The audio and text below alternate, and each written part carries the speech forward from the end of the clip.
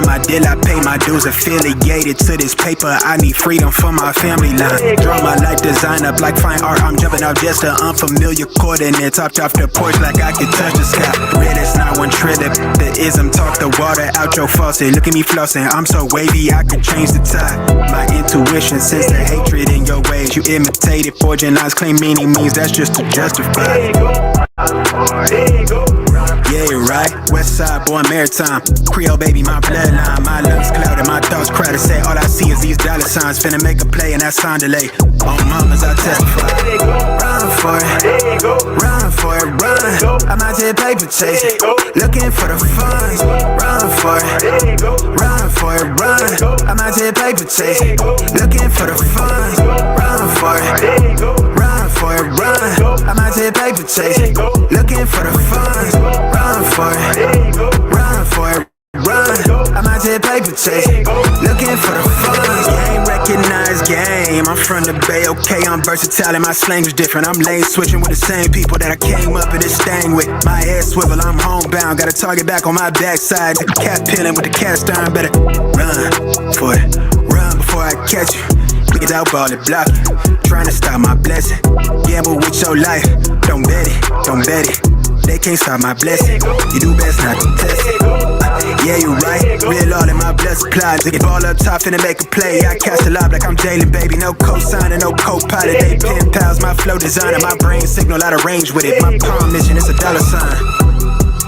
If I say it twice, then I meant it right. My brain signal out of range with it. My palm mission, it's a dollar sign. You know, co-signer, no co-pilot. They pen pals, my flow designer. My brain signal out of range with it. My palm mission, it's a dollar sign. Run for it, run for it, run. I'm out here paper chasing, looking for the funds. Run for it, run for it, run. I'm out here paper chasing, looking for the funds. Run for it, run for it, run. I'm out here paper chasing, looking for the funds. Run for it, run for it, run. I'm out here paper chasing, looking for the funds.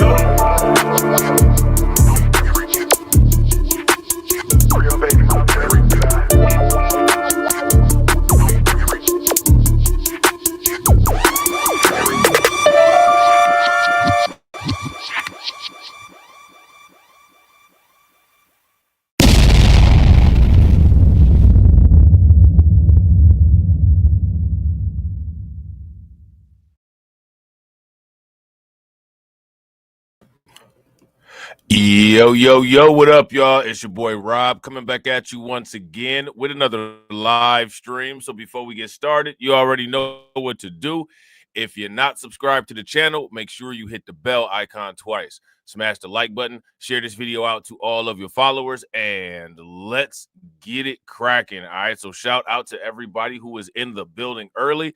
It's good to see each and every one of you. If you can hear and see everything clearly, please give me a thumbs up or a radiation emoji in the chat.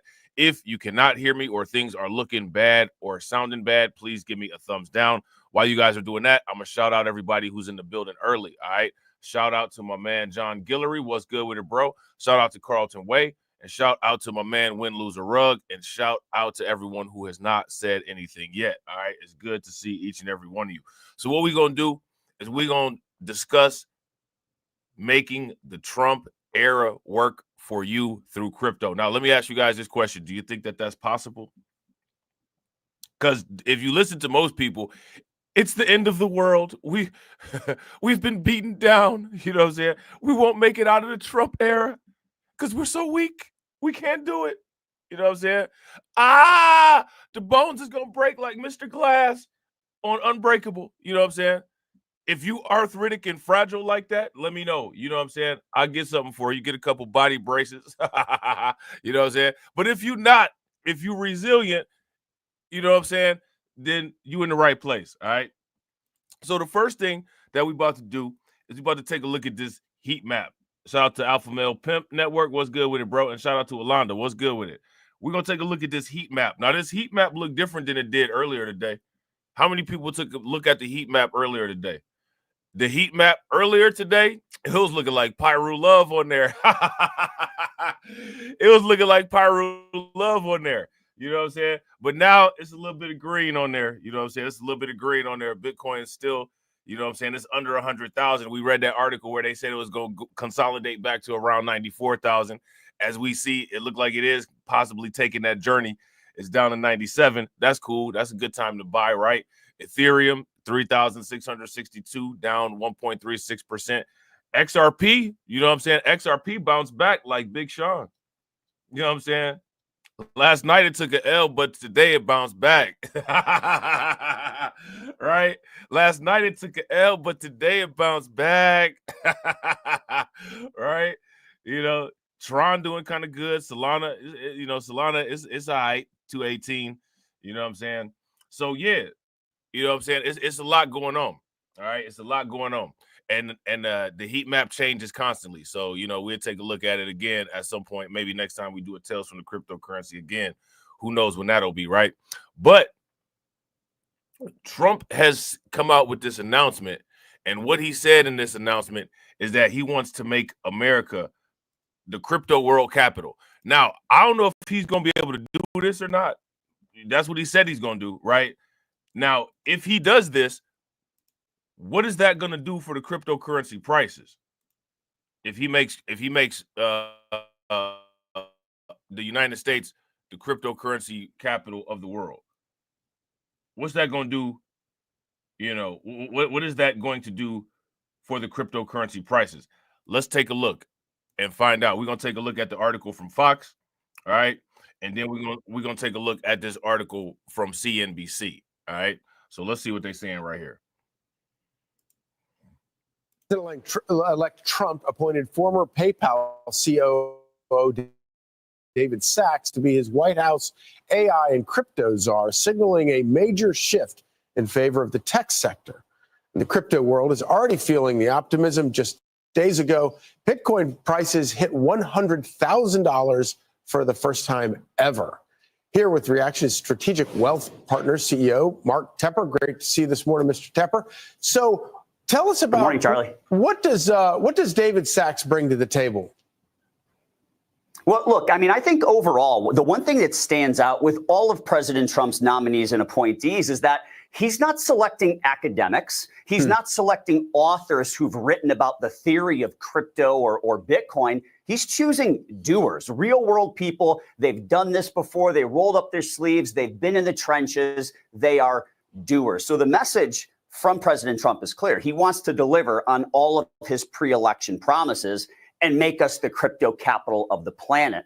When you look at David Sachs in particular, he's certainly pro-crypto. He's a venture capitalist from Silicon Valley who has invested in crypto startups. He owns crypto.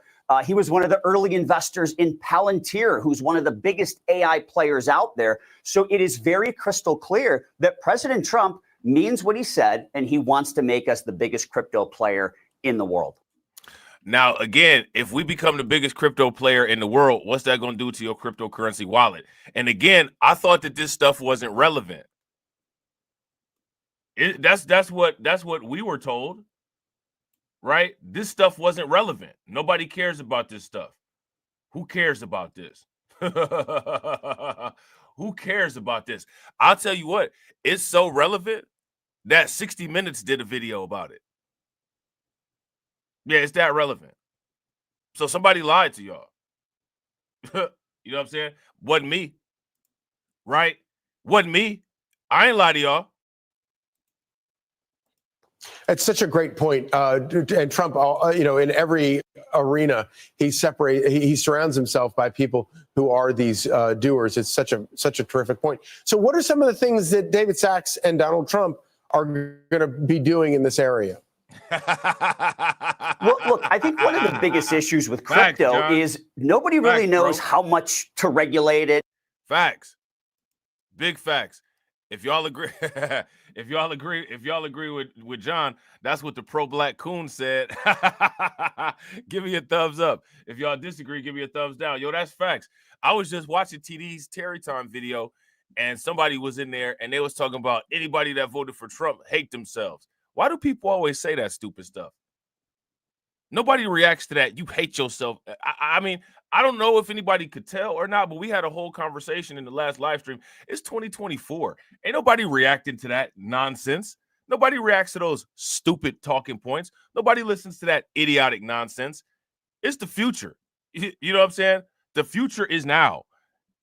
And people are operating in terms of the future. Trump is how old? He what? 80 something? Is that or is he 70 something? How old is Trump? And he is hip to this kind of technology. He's hip to this type of technology, putting in people in place to set this kind of stuff up for the future. And people that's even younger than that, brain cells can't handle it. Somebody make it make sense. Should there be any regulation at all? And I just think from the standpoint of having some clarity, reducing uncertainty, that will certainly make it much more likely that you have more crypto bulls and that Bitcoin continues to climb higher. 78. So he's 78. Shout out to John. Trump is 78 years old, and he's putting things in place for the future so that, the GOP and Republicans and conservatives and other people that he has interest in, right, are able to either control or continue to control this kind of stuff. And we got people around our way telling us that this stuff don't matter.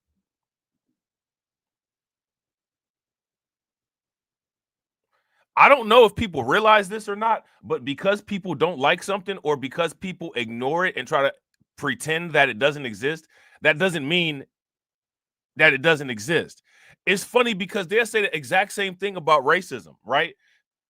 People can pretend racism doesn't exist, but that doesn't stop it from actually existing. Okay, well, you can pretend cryptocurrency and AI don't exist, but that don't stop it from affecting people, and that don't stop it from making millionaires and billionaires either. You know what I'm saying? But then, furthermore, you look at the rest of the Trump appointees and nominees, whether it's Scott Bessent in the Treasury, Howard Lutnick in Commerce, Paul Atkins, SEC.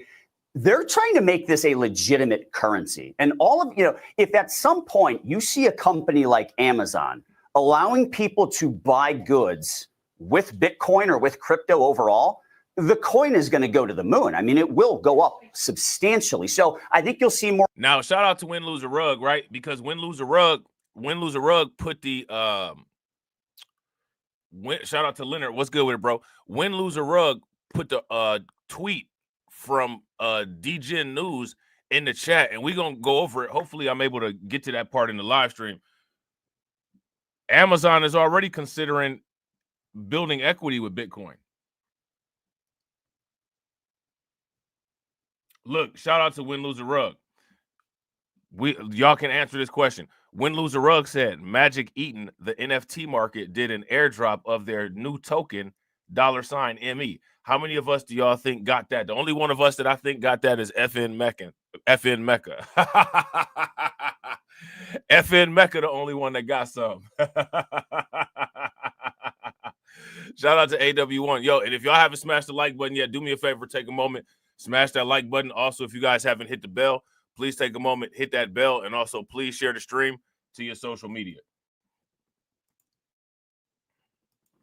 More use cases. I think they will have some clarity on regulation, and both of those are going to be great for crypto. And of course, Donald Trump is the first president to come along who has embraced crypto like this. Why do most politicians think that crypto is such a threat to them? Well, I think probably the biggest issue is they think there's a lot of dirty business happening with crypto, right? Whether it's drug deals or right, ransoms, there's a lot of that. So I think that's kind of a. Now, this is how stupid the government is. Let me ask y'all this: how much crypto has ever gotten? How much crypto has ever gotten seized in the trap house busts? How much ever gotten seized in the trap house bust? Anybody got any answers? Let me know. Black mark on crypto. But, when you look at the technology, the blockchain technology, when you look at the ease of transfer, it is a legitimate currency. And I believe that the people who are in place right now are certainly going to further legitimize that.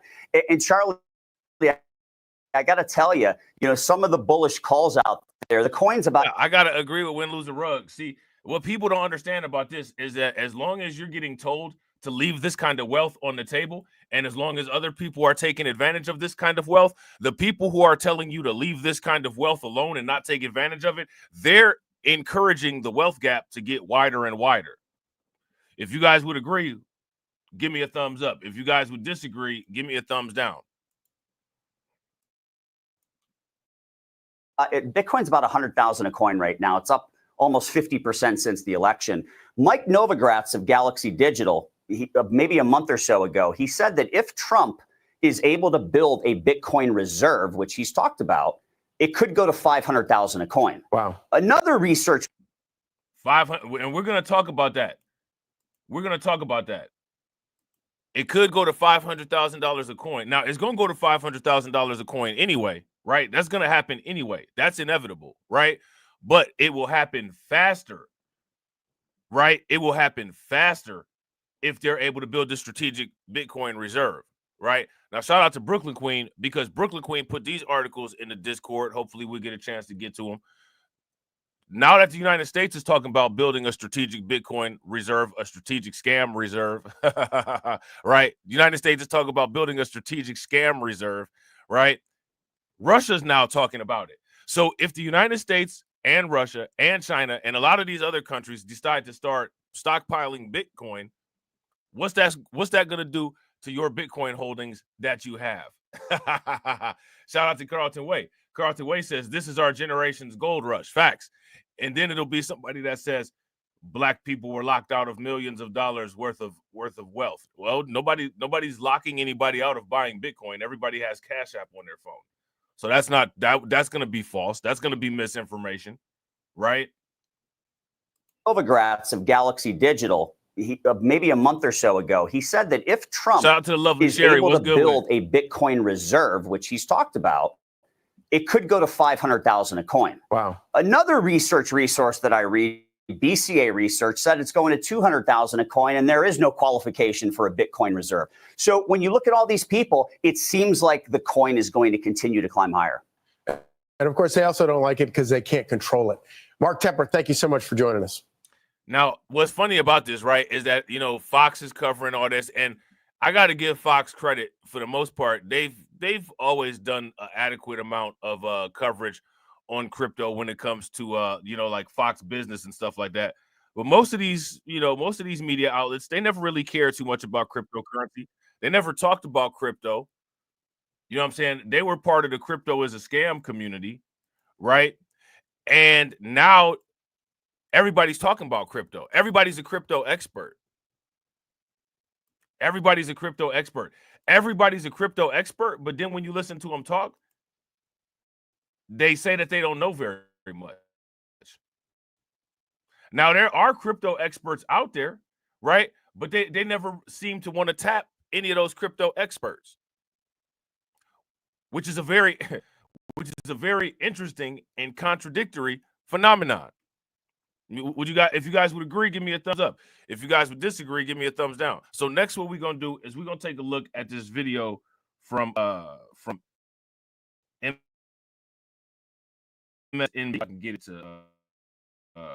to pull up. Second, hold on. We having a little bit of technical difficulties over here. Let me reload this page real quick. Let's see.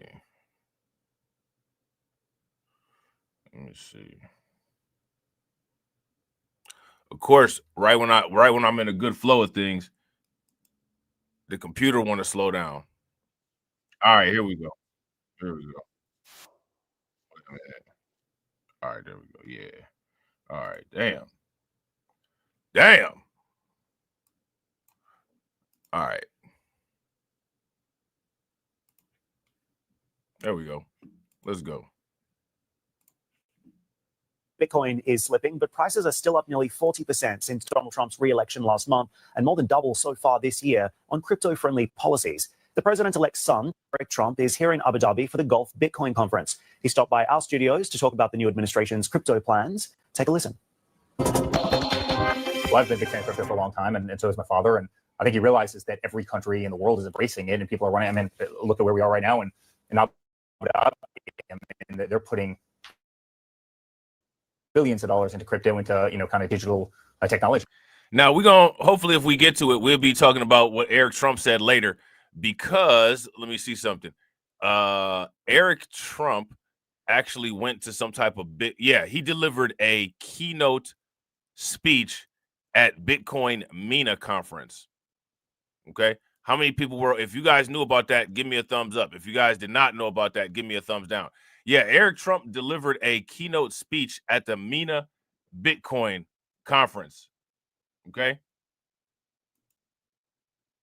So, yeah, again, I tried to tell everybody, I said, yo, the cryptocurrency people, they already laid out a list of tangibles that they're going to do for the cryptocurrency people, right? People ain't listen.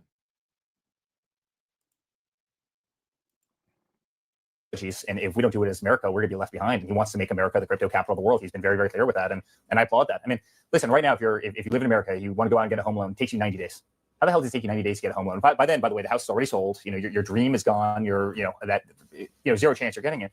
Why does it? I mean, there is nothing on blockchain that can't be done better, faster, substantially cheaper, not pushing paper. I mean, the banking system that we have around the world, the modern banking system, is antiquated.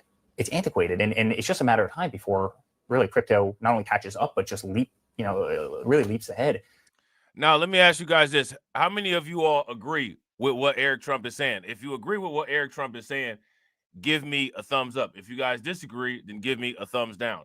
And shout out to Sherry. Definitely give Sherry a thumbs up. You know what I'm saying? Because I'm about to buy some crypto with that. I'm about to buy some crypto with that. That's enough to get at least one, Adam. That's enough to get at least one, polka dot, right? And stake that bad boy over on Coinbase for about, 15%. You already know. Shout out to Sherry. Sherry says, thanks for the crypto knowledge. I'm ending this year with a bang. Yo, facts. We're trying to be millionaires at the end of this Trump presidency. I'm trying to be a millionaire at the end of this Trump presidency. And if people want to call me a coon, guess what? I'll just start live streaming with the Daniel Boone hat right on my head. You know what I'm saying? Shout out to you, Sherry. I appreciate it. Make sure y'all show Sherry some love. You know what I'm saying? Throw some flames, some radiation emoji, and some ducks in the chat for Sherry. In Springfield. So don't push me. Ain't Donald Trump trying to grab him by the... Said it was some Haitians somewhere out in Springfield. Women doing cartwheels. Have you seen Garfield? Have you seen Snowball? This about to snowball. I'm about to go off. I can't let this go on. Miss me like an airball. Tell me when my cat is cough it up like a hairball. I gotta tell them if they even put the fingernail on Santa's little helper to turn them to hamburger helper. Somebody better help them, cause I'm going to jail for showing them fellas helter skelter. Usually I'm content, but if you touch my dog, then I'm turning into John Wick. I'm lit. Bird better drop it. If you touch my pet, then I'm pulling up like CrossFit. Spitty. Gone overseas where they said Hello Kitty, but it ain't there, it's right here in your city. When I turn my back, now the cat goes missing and where my peoples is at. Does anybody know where he took with that? Cause I heard they putting claws on felines, I'm mad. And my cat disappeared just like Felix the cat. And they hate the cat. Got paid back. Thought she was a goner, but the cat came back. If you ain't a pussy cat, say drop that cat. Drop that cat. Drop that cat. Got paid back. Thought she was a goner, but the cat came back. If you ain't a pussy cat, say drop that cat. Drop that cat. Drop that cat. They're eating the dogs. They're eating the cats. Eat the cat. Eat the cat. They're eating the cats. They're eating the dogs. Eat the cat. Drop that cat.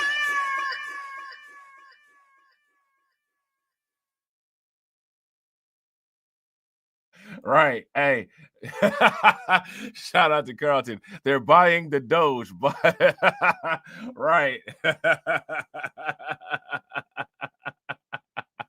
You know what I'm saying? They're buying the Doge. Yo, that's facts. That's like Jadakiss.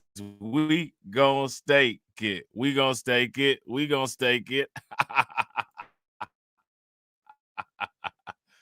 And so we're incredibly excited on a lot of fronts. And I think America will be the crypto capital of the world. And, I fully support it. My father fully supports it. Our family, is fully embracing it. We believe in DeFi. We believe in CeFi.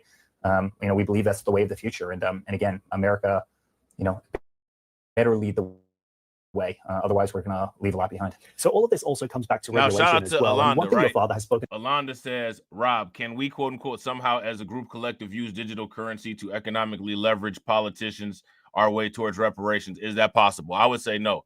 I would say that that's impossible. And the reason why that's impossible is because we have a majority of us who go around saying that cryptocurrency is a scam.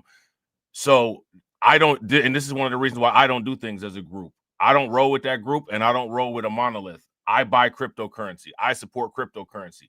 We can't do something as a group if the majority of people say that it's a scam. So I would say, no, that's an impossibility at this current point in time. If you guys would agree with me, give me a thumbs up. If you guys would disagree with me, give me a thumbs down. Now, mind you, right? People may get mad at me for, saying that that's an impossibility. But remember, I'm not the one that says that cryptocurrency is a scam. So, that's something that people got to take up with those people. About is we accelerate and move this forward. What does that look like? Yeah. It looks like it's transparent. That's what it is. The people in the crypto industry are frustrated that no one's ever put together a sensible plan as to how to regulate an industry. They're fine with regulation, but they just want guidelines. And they've said that. And the problem is you see so many companies that have been so unfairly treated, right? So many lawsuits, hundreds and hundreds of millions of dollars, people attacked, companies attacked. And they're just saying, just give us, give us the rules of the road and we'll obey them. And by the way, if you give us the rules of the road, chances are the rest of the world will follow. And so I think sensible regulation makes a lot of sense. And a lot of people think that crypto. Now, remember, again, why are people not covering this? Right? I kept telling everybody, Trump is promising tangibles to the crypto people.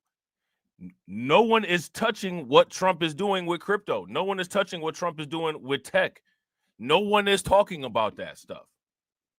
Why is that stuff being purposely left out of the discussion? How can people do anything as a group if people don't even want to touch or discuss this stuff? Now, you know what the rules are. If you agree with anything that a Trump says, or if you're not a Democrat, you ain't black, you hate yourself, and you a coon, right? So I apparently, intersectionality, right? I guess I checked 3 boxes somehow. Now, mind you, I didn't vote for Trump, right? And I roasted Trump all throughout the election cycle, right?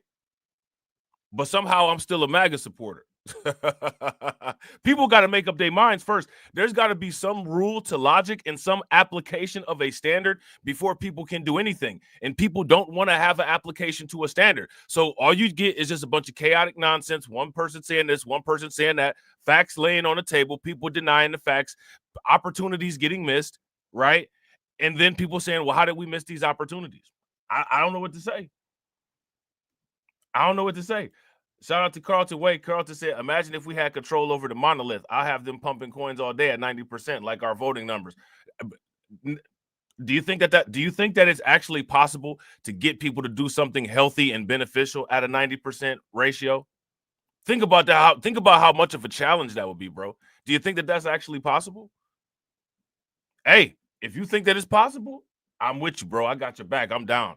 But I don't know if the data supports that being a possibility. You know what I'm saying? I don't know if it does. The industry doesn't want regulation. That's actually not true. They just want sensible regulation that they can follow, regulation that's crystal clear, that's black and white. But here goes the question. Is that what people want? Carlton said it would be a wrap if we bought crypto like we vote for Democrats. The wealth gap would be closed overnight. Yeah, I agree. Especially if people had been buying back in like 2008. But here go the actual honest question that we got to ask. Do people actually want that? You know what I'm saying? Shout out to the lovely Sherry. The lovely Sherry said they're too scary. That's what it seems like. That's what it seems like. Now, Alpha Male Pimp Network says, I disagree with you, Rob. Don't disagree with me, bro, because I'm with cryptocurrency. This is what I'm saying. You got to disagree with the people that say that cryptocurrency is a scam. You know what I'm saying? You got the wrong guy. I'm with cryptocurrency and everything that cryptocurrency can do. You don't disagree with me. You disagree with the people that say that cryptocurrency is a scam, which is the majority of people. You know what I'm saying? And me personally, I'm not going to cover for those people. I'm not going to work with those people. I'm not going to big up those people. I'm not going to cooperate with those people. I'm not going to reinforce that ignorance. I'm not going to do any of that stuff. So it's not me. I'm the guy doing the cryptocurrency. I'm the guy doing the cryptocurrency content, right? You know what I'm saying? I'm not the guy that's saying that cryptocurrency is a scam. You know what I'm saying? So you know what I'm saying? We got to put things into perspective, right? This is where you run into the problem. You know what I'm saying? People want to point the gun at me. Hey, I'm the cryptocurrency dude. I'm the dude that's been talking about cryptocurrency since 2007 or since 2017. You know what I'm saying? It's the people that say that cryptocurrency is a scam. You don't disagree with me, bro. Do you hold cryptocurrency? Do you buy cryptocurrency? You got Bitcoin, you got Ethereum, you got Solana. If you do, you don't disagree with me. You disagree with the rest of the people. See, it's easy to be like, I disagree with you. It ain't no consequences for disagreeing with me, even though you don't actually disagree with me. You know who you disagree with. It's not me. You know what I'm saying? It's not me. If you disagreed with me, I wouldn't be doing cryptocurrency content, and I would be saying cryptocurrency is a scam, right? If you guys would agree, give me a thumbs up. If you guys would disagree, give me a thumbs down. Absolutely a disaster for crypto. You know, everything he could to try and stifle innovation, he would do so. And those people have all been cleared out. And I think they will put together. Shout out to Carlton. Carlton said, unfortunately, people are not really listening to Dr. Claude Anderson. Yeah, they're not listening to Dr. Claude Anderson, and they're not listening to Neely Fuller Jr. neither. You know what I'm saying? Now, shout out to Alpha Male Pimp Network. He says, no, I'm disagreeing with you about digital currency because I'm all for it. How are you disagreeing with me about it? I'm all for it too. And how are you disagreeing with me about how do we leverage it? I do leverage it. I did leverage it. I didn't vote for anybody, and I got a stimulus check.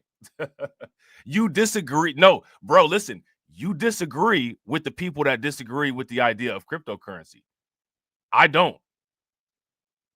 This is what you're experiencing right now is cognitive dissonance. You don't want to say who those people are that don't mess with cryptocurrency. That's what's going on right here. You don't disagree with me about it. I've been telling people to get into cryptocurrency to close the racial wealth gap. How you disagree with me on that? I've been using that. That's been a talking point of mine since 2017. How you disagree with me on that?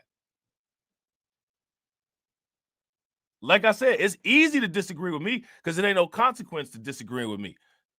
You disagree with other people, you know what I'm saying? You know, people make it hard for you out here. I'm just saying, you know what I'm saying? A good regulation. I think we will have a clear roadmap, and hopefully the rest of the world follows that. Hopefully we can lead by example because that's what we should do as Americans. And hopefully we truly are the crypto superpower of the world. Now, here goes my question. If 80% of people believe that cryptocurrency is a scam, 80% of people believe that cryptocurrency is the mark of the beast, how do you work with them? I'm not working with those people. I don't want to be around those people. I don't believe those people deserve being saved. Now, we might disagree on that. You know what I'm saying? You might be one of those people that, you know, believe that everybody should be saved, and that's fine. That's cool. You know what I'm saying? I'm not. I don't believe that everyone should be saved. I believe that you get a chance, you know what I'm saying? And if you fail on the chance, then you deserve to get what you get. How is that a rebuttal towards her question? Alonda's question was, can we do this as a group? My answer to it right now was, how would we do it as a group if hardly anyone agrees that cryptocurrency is legit? How can we do that as a group? Like I said, I'm not interested in having a group slow me down. You know what I'm saying? Me personally, I'm not interested in working in a group. You know what I'm saying? But for people that are interested in working in a group, how can you work in a group when your group doesn't support what you want? How do you do that? It's not me that don't support what you know what I'm saying? It's not me that don't support crypto, bro. It's the people that you want to support crypto that don't support it. Not me. I'm all about crypto. I got the content to prove it. You know what I'm saying? Now, shout out to Alonda. Alonda says, I think we should build a digital currency infrastructure to leverage politics. I wouldn't disagree with that. But how do you do that when people don't believe in the basis of the building blocks? These are I am somebody that believes in the basis of the building blocks. These are questions that you guys got to take to the people that don't believe in the building blocks, not to me. You know what I'm saying? These aren't questions for me.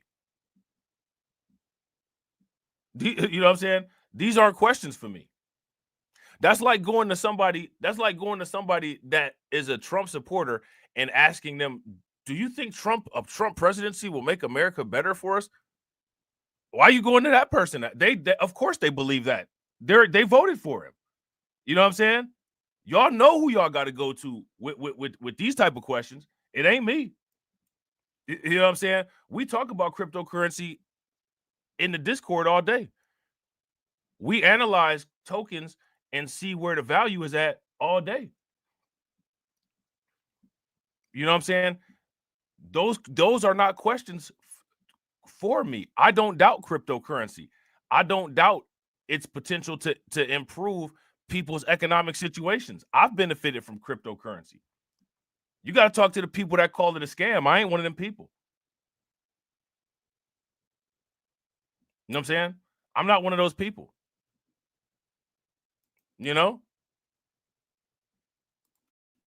And with Elon Musk now firmly in the family's sphere of influence, I also asked Eric Trump about the role that he will play in the incoming administration. He's the modern day Albert Einstein. I mean, shout out to Win Lose a Rug.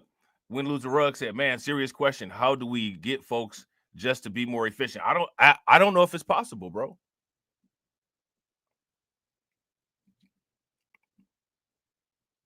I don't know if it's possible. I don't know and honestly, I don't even know if people want that. What do you guys think? I don't know. I can't answer those questions. You know what I'm saying? What I would tell people to do is look at the evidence. That now, right? That's what Neely Fuller always says.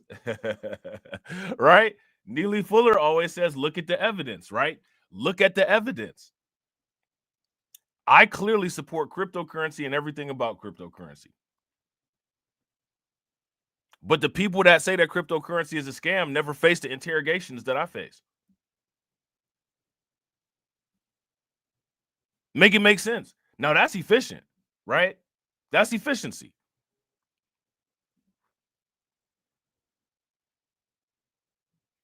You know what I'm saying? Shout Alpha Male Pimp Network says, in the words of Jason Black and Professor Black Truth, we must have a code. My question is, how is that working? Neely Fuller wrote the code book. People don't even read the code book. You know what I'm saying? And my question is, again, still,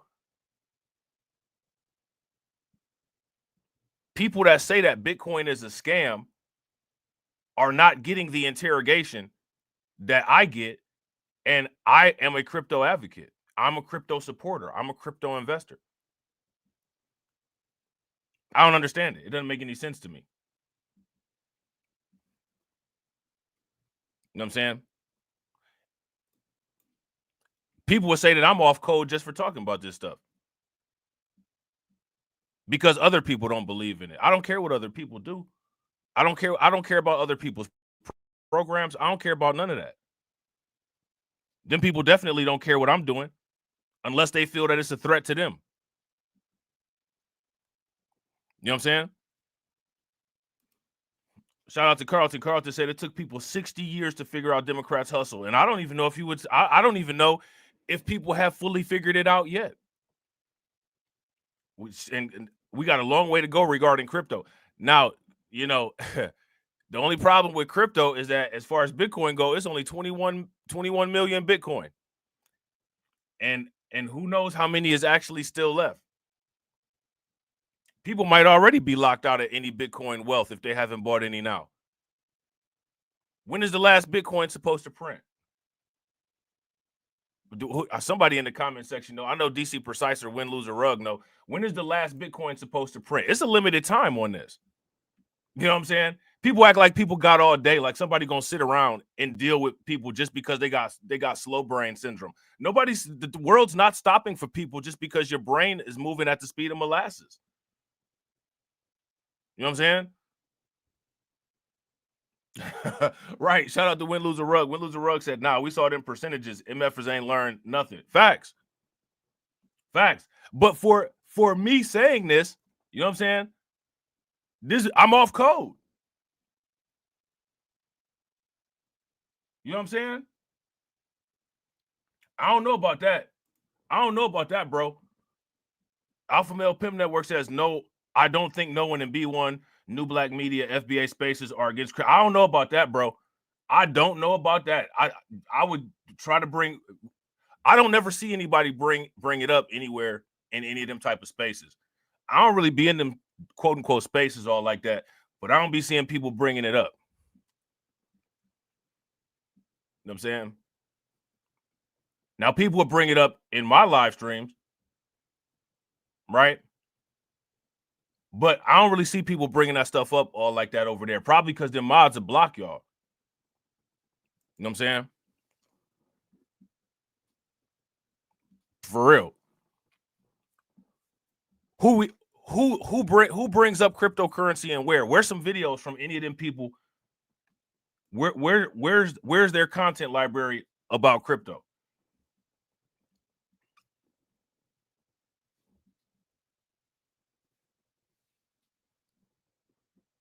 You know what I'm saying? Where's their videos about crypto? Is that the reason why don't nobody watch my? Is that the reason why don't nobody watch my cryptocurrency videos? Because everybody watching theirs.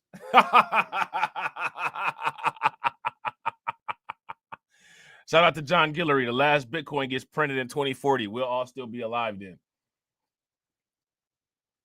Shout out to Alonda. Alonda said Democrat shills are against crypto. I would say more than just Democrat shills are against crypto. More than just Democrat shills are against crypto. Listen, I'm going to tell you guys something. Do you guys notice that when somebody says something and it's catchy, people can't shut the hell up about it? Everybody repeats the shit like a goddamn parrot. Does anybody notice that? Now, if Bitcoin was as popular as people say that it is, no one would be able to shut up about it. Everybody would be all in the comment section hashtagging Bitcoin and BTC and all kind of shit like that. You don't see that shit happening all like that. We got to keep it a buck. Shout out to Carlton. Carlton said, I be in those spaces, and I haven't heard them talk about crypto, except for calling it a scam and having little temper tantrums throwing shade about it. That's all they do. That's all they do. You know what I'm saying? How somebody supposed to get props about doing crypto, talking about cryptocurrency and big up in crypto, and it's not one receipt or video posted that these people have made about crypto. You know what I'm saying? Well, I think Torian is into finance. I think he does some day trading or something like that, so that makes sense. But I mean, is Torian reaching the amount of people that everybody in those quote unquote spaces reach? That's just like me. Am I reaching anybody? No. You know what I'm saying? and again, no disrespect to Torian, because Torian is my man, and y'all know this. But Torian maybe didn't do more videos about it because nobody watches crypto stuff. Now, the only person that I know from these spaces that y'all talking about that consistently talks about cryptocurrency is another dude that people don't like, Dr. Boyce Watkins. He talks about crypto. He just talked about XRP. Didn't nobody watch that video? Because if people watched that video, then y'all would have knew he would have been the first person that y'all said. Look, people got to start keeping it a buck. Keep it 100, man.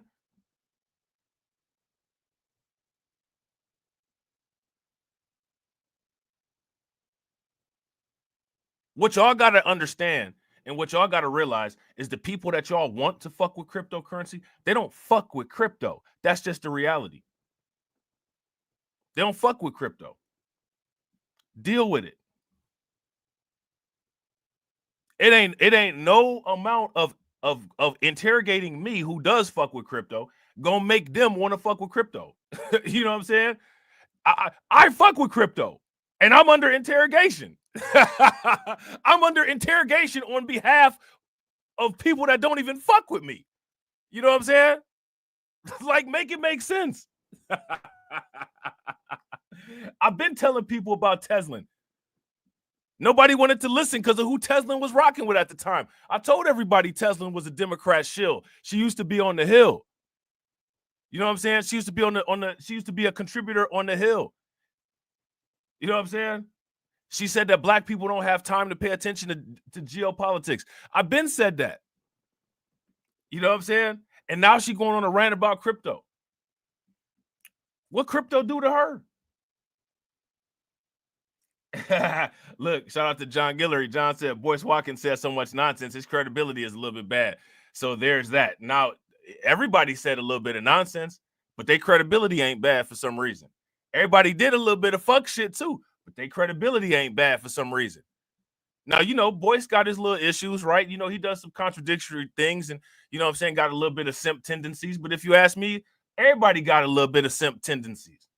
And everybody contradict themselves at times. I've contradicted myself at times. But Boyce Watkins just feel it a little bit different than other people do. Other people don't feel it at all.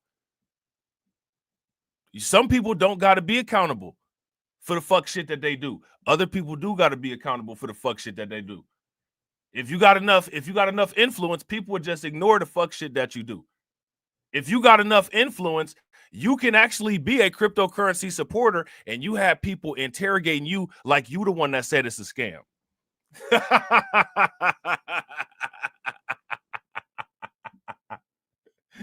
Shout out to Carlton. Carlton said the people against crypto are the real agents. Bro, facts. Facts. Shout out to my man Bronson God. What's good with it, bro? Shout out to Win Lose the Rug. Win Lose the Rug says it's always an issue and so much resistance when you try to address the self-inflicted wounds. That's that shit. That's that shit. You know what I'm saying? And shout out to the Black narrative, man. You know what I'm saying? If they do support cryptocurrency, that's what's good. These are the people that people should be listening to their content when they talk about this stuff. If they actually agree with cryptocurrency or if they actually support cryptocurrency, do you guys know there is no amount of questioning that you all can do for me where my answers to those questions will get the people that you all want to support cryptocurrency to support it. Y'all know that that's impossible and it doesn't make sense, right? It doesn't make sense. And it's not going to happen. I can't get the people that y'all want to support crypto. It's not that. For one, it's not my job. And for two, they got to make that decision on their own. And they've already made the decision. And y'all deal with it. And y'all deal with it by asking me questions that y'all already know the answer to. Y'all already know I support crypto. You know what I'm saying? Y'all already know I support crypto, but y'all don't like my answer, though, because the answer is true. How do you do something as a group? Well, as a group, quote unquote, everybody got to be on board. Clearly, everybody's not on board. But y'all asking the guy that is on board all the questions. Go ask the people that's not on board the questions. Y'all asking me for. I am on board. That's why I'm doing this stream right now. That's why I got a whole channel called Tales from the Cryptocurrency. I've been on board with crypto. Y'all gotta ask the people. Y'all gotta ask them other folks. But y'all know what'll happen if y'all ask them other folks. What'll happen if y'all ask them other folks? Y'all won't be asking anything else after that. You know what I'm saying? That's what'll happen if y'all ask them other folks. That's why y'all asking me. Y'all know that. Why y'all acting like that's not it? I mean, he's an unbelievable person, great guy. I know very well, but he's a brilliant mind, right? And he sees inefficiency. If you look at SpaceX, if you look at so many of his companies, right? I mean, what's the common denominator? Trying to do something incredibly efficiently. He's trying to get into space efficiently so he can get there right. cost effectively, right? I mean, that's been the biggest problem with space. Right. That's it. That you will get banned. You will get banned. You won't be asking any questions anymore. You will have to make a brand new account, and you will. You will. You know what I'm saying? You will. You will make a brand new account. You will make as many brand new accounts as necessary. People won't do that for me, though. They won't do that for me. And I actually do support crypto, but y'all will do it for the people that don't. You know what I'm saying? He looks at the U.S. government, right? 6% of people work a 40-hour work week. It's less than 1% if you take out maintenance personnel and you take out security officers. I mean, there's a real problem to that, right? I mean, this quarter alone, you reported the numbers very well, but in November alone, the U.S. government hired 50,000 new government workers. In America, we hired 17,000 construction workers. Tell me that's not backward. And real quick, shout out to everybody that's watching. I appreciate you guys. If you all haven't smashed the like button yet, please do me a favor. Take a moment, smash that like button. Also, if you guys haven't hit the bell, please take a moment, hit that bell. And also, please share the stream to your social media. Right. And so I think we want to see efficiency. I think we want to see a productive society. I think we want to see real innovation again. I think we want to see government get the hell out of the way of great business. Let businesses thrive. Let capitalism. Hey, look. And what did people do? Gave him close to 500,000 subscribers. I tell y'all logical, factual information, and my people gave me 5,400 subscribers. Y'all are coming to the wrong people with these things. You know what I'm saying?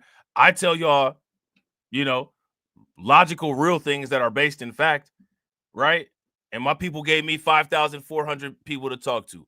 You know what I'm saying? Hassan Campbell says some crazy stuff, and his people give him 495,000 people to talk to. I don't know what to. At this point, I don't know what to tell y'all, man. I don't know what to tell y'all. I really don't.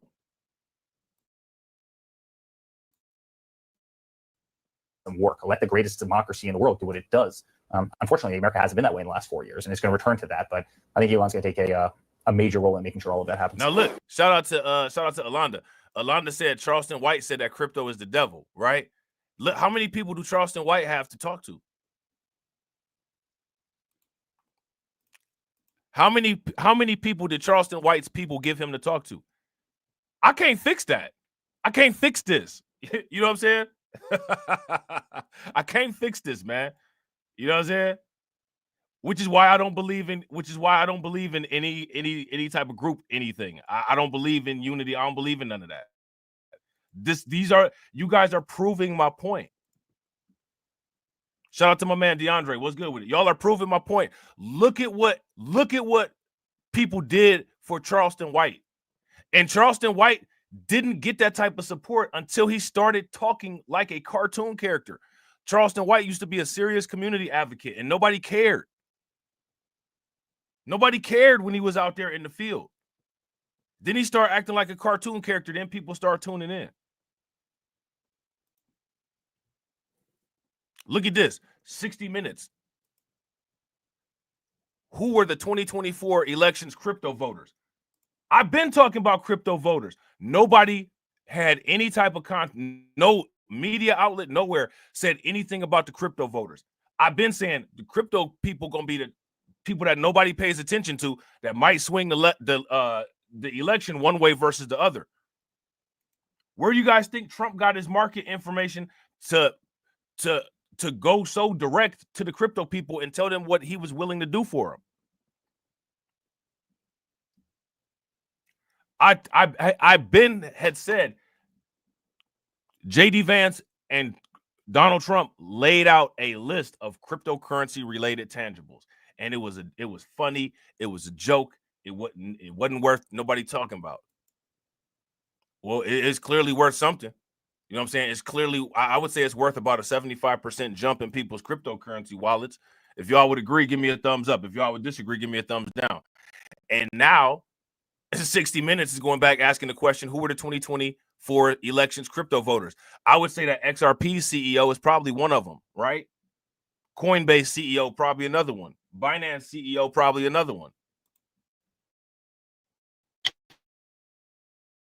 Inside the Story with CBS News' Margaret Brennan. The crypto voter is alive and well. People do care about these technologies, and people care about pro-innovation, pro-business, and pro-crypto candidates. It's not people will only receive information from people that they have an emotional attachment to. and from a mainstream media news source that they claim that they don't listen to. You know what I'm saying? Shout out to John Guillory. John Guillory said, I'm cool with PBT and TBA, but they're heavy anti-crypto, and it's because of the goofy guys that they encounter. But TBA pushes stock, real estate, and the job market. Crypto is just another market. Yeah, I agree. But this is what I'm saying. This is what people should be doing. If that's the case, right, and PBT and TBA do not support cryptocurrency, that is where all of these questions that I'm getting, that is where those questions should be asked at, because I clearly support crypto. You see what I'm saying, bro? I clearly support it, right? So anybody trying to make a case for crypto, to me, you're wasting your time, and you're not wasting your time in a bad way, but you're wasting your time because I openly support cryptocurrency. I openly advocate for cryptocurrency. I always have, always will. So, asking me, what about cryptocurrency? I'm always say, absolutely, cryptocurrency, 100% for sure. Those ain't the questions for me. Those, for the people that don't support crypto, you got to ask them the questions. And those people should not have a problem with you asking questions, especially if they believe Neely Fuller Jr., right? Because Neely Fuller Jr. is the question guy. Ask the questions. Ask the questions. Look at all this information about cryptocurrency. Why is it a scam? Why would you get blocked? You know what I'm saying? You got to ask those questions. Now, don't ask me those questions. I've never blocked anybody for asking me questions. I've never blocked anybody for disagreeing with anything that I say. But my people gave me 5,400 subs. This week on 60 Minutes, we take a look at the role the cryptocurrency industry played in the 2024 election. Cryptocurrencies are digital assets that are... What role? Now, wait a minute. What role did cryptocurrency play in the 2024 election?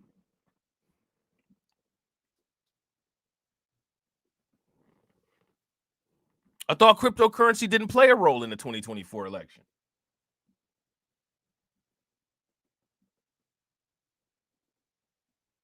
It's a scam.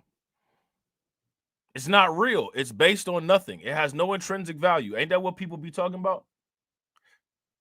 Ain't that what people be saying? That's what people say.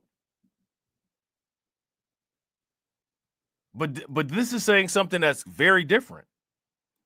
Played in the 2024 election. Cryptocurrencies are digital assets that are not controlled by a country or a financial institution.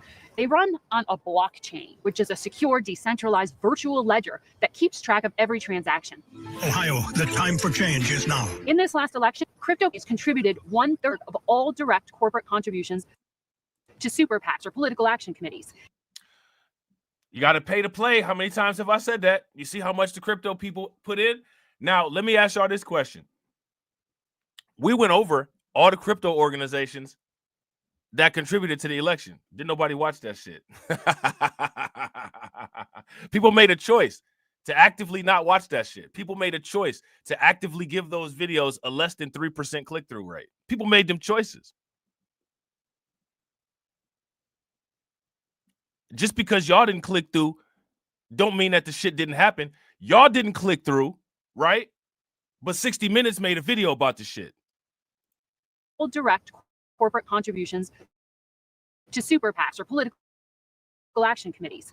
It paid off. 85% congressional candidates supported this. And crypto executives told us it wasn't just because of the enormous amount of money the industry spent on ads. It was also because people they described as crypto voters turned out to cast their ballots. I'm the only person on YouTube that's got a video that's titled, "Will the cryptocurrency community be the changing factor in the election?" Only person. Nobody else got no video like that. And I know because I searched it. They might now because they late to the game.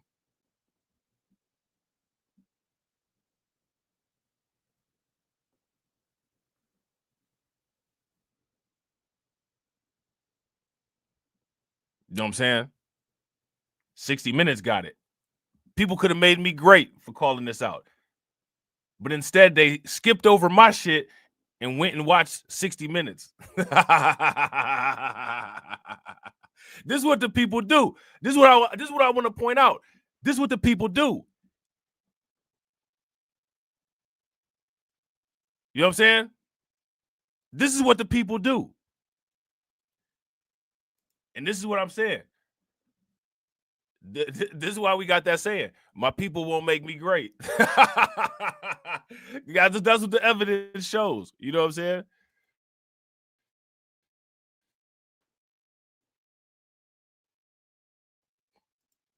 I think those who don't believe that there are passionate people about crypto are not paying attention to how significant this industry is. We spoke with Brad Garlinghouse, the CEO of a company called Ripple, whose cryptocurrency XRP is now one of the largest in the world. Shout out to Win, Lose, Rug.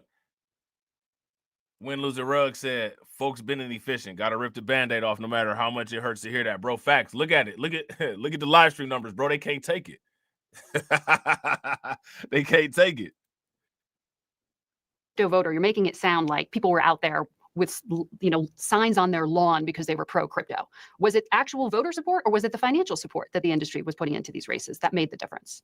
There were absolutely people with signs on their lawn, and I know this to be true. What does a crypto voter look like? Is it just anti-government, libertarian kind of approach? I think that's way too simplistic. They come in all shapes and sizes. They are teachers. They are nuns. They are literally saying the same thing that I said. Shout out to Win, Lose, Rug. But that North Pole ice is colder. Listen, man. Listen. This is what I'm saying. This is what I'm saying, bro. This ain't new information. Literally all this is validation of things that I've been saying. But who's talking about this? Who even cares about this? Don't nobody even care about this. People are more concerned about what Charlemagne the God said, so they could be outraged about what Charlemagne the God said. Ain't nobody trying to fix shit. Why don't people just admit it? I don't understand. I've never seen a phenomenon like this with a bunch of adults in my entire life. It's bizarre. It's bizarre. I got a news flash for people. It's not going to be very many times that you see where I'm not accurate on something. But I don't need to go around and brag about it all the time.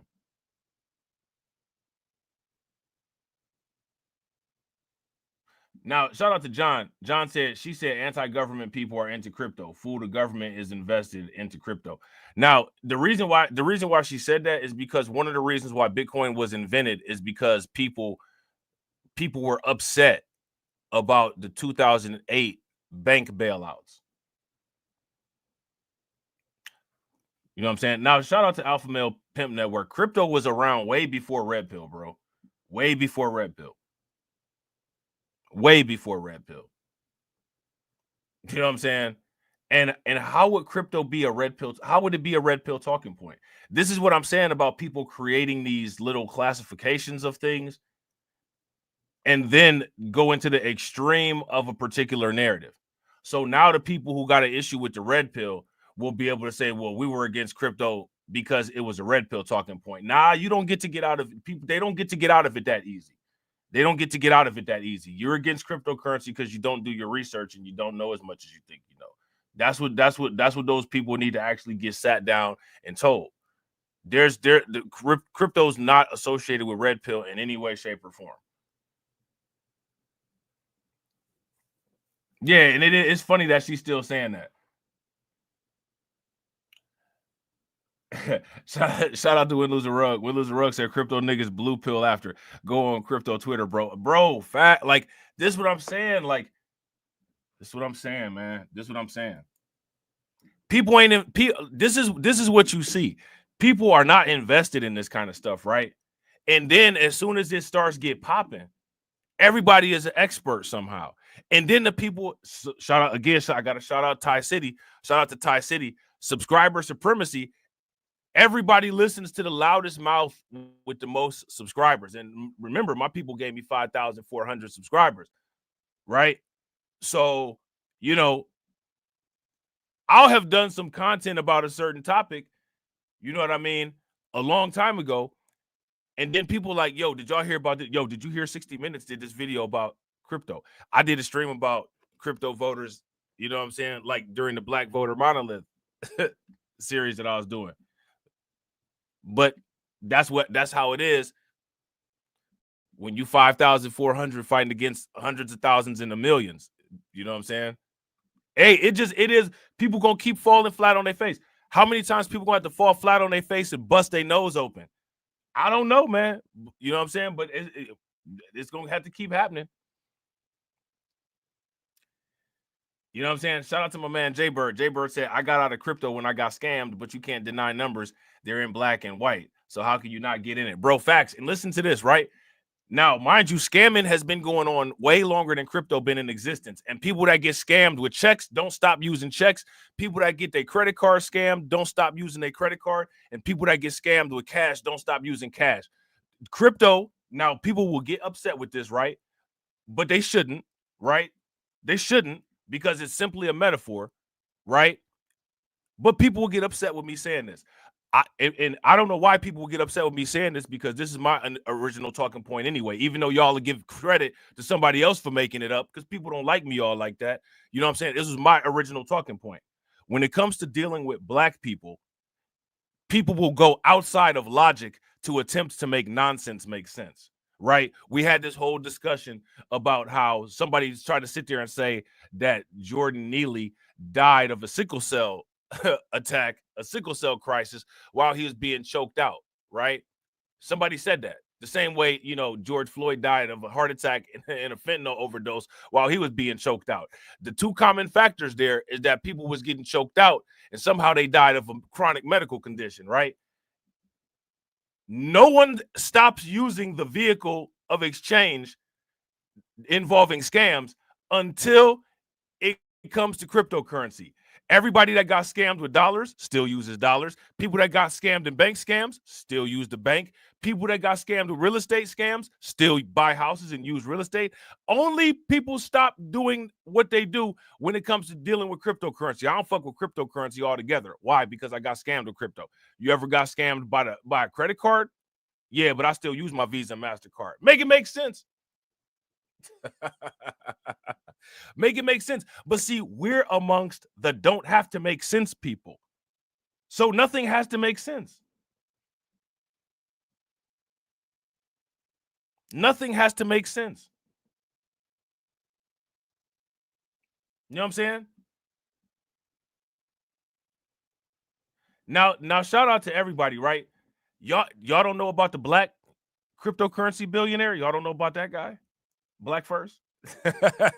Y'all don't know about the black cryptocurrency billionaire? The black dude that's been trying to get people into crypto? I'm just saying. Because he out there. He wrote a book. They probably called him a scammer and didn't nobody buy his book. Bitcoin made him great. His people wouldn't.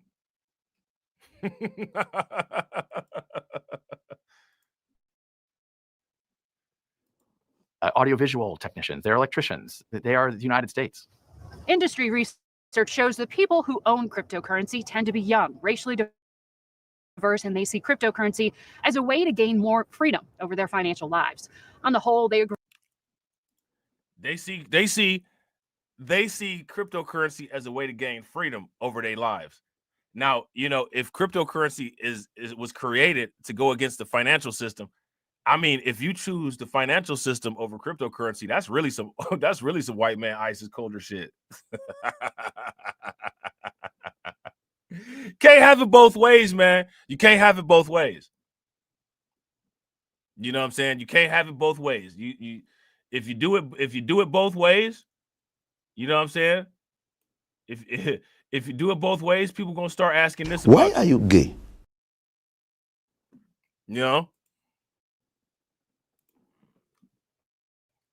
Agree the industry needs clearer regulations and they want candidates who are open to emerging technologies. The voter base is growing and apparently up for grabs. While they support policies favorable to the industry, pro-crypto voters don't have a unified position on which party will best deliver them. To help them make sense of Bro, shout out to my man PJ. What's good with it, bro? Hold on, I got you in a second. In 2008, if you had invested $1 in 2008, right, before any of that red pill, in 2008, if you had invested in $1, today that $1 would be worth $103 billion or $103 million. Nobody in red pill wasn't around back then. You know what I'm saying? I just did a video about it. It's a video right up on the channel that's about that very time period. You know what I'm saying? People ignored this stuff purposely, bro. And people don't want to admit that. You know what I'm saying? Shout out to PJ, man, my fellow Ohioan. Make sure y'all show PJ some love. Throw some flames, some radiation emoji, and some ducks in the chat for PJ for funding the organization. Definitely appreciate you, bro. How do you think that we fund this organization, huh? We're not exactly the March of Dimes. Definitely appreciate it. Yeah, shout out to Win Lose a Rug. Win Lose a Rug said heard of Bitcoin in 2013, heard of red pill in 2022. Bro, listen, man. I'm trying to tell y'all.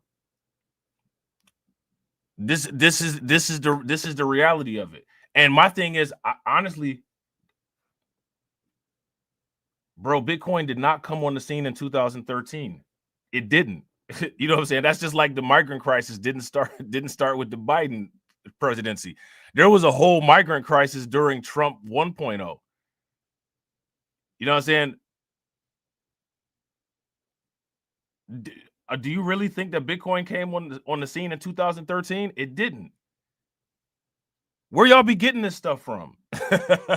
Just like somebody tried to say that Prodigy in the other live stream, somebody said that Prodigy died of a sickle cell crisis. All you got to do is look it up. He died of choking on an egg at the hospital. Bitcoin didn't come on the scene in 2013. You know what I'm saying? Shout out to Carlton. Carlton said, I believe Bitcoin came in the 90s.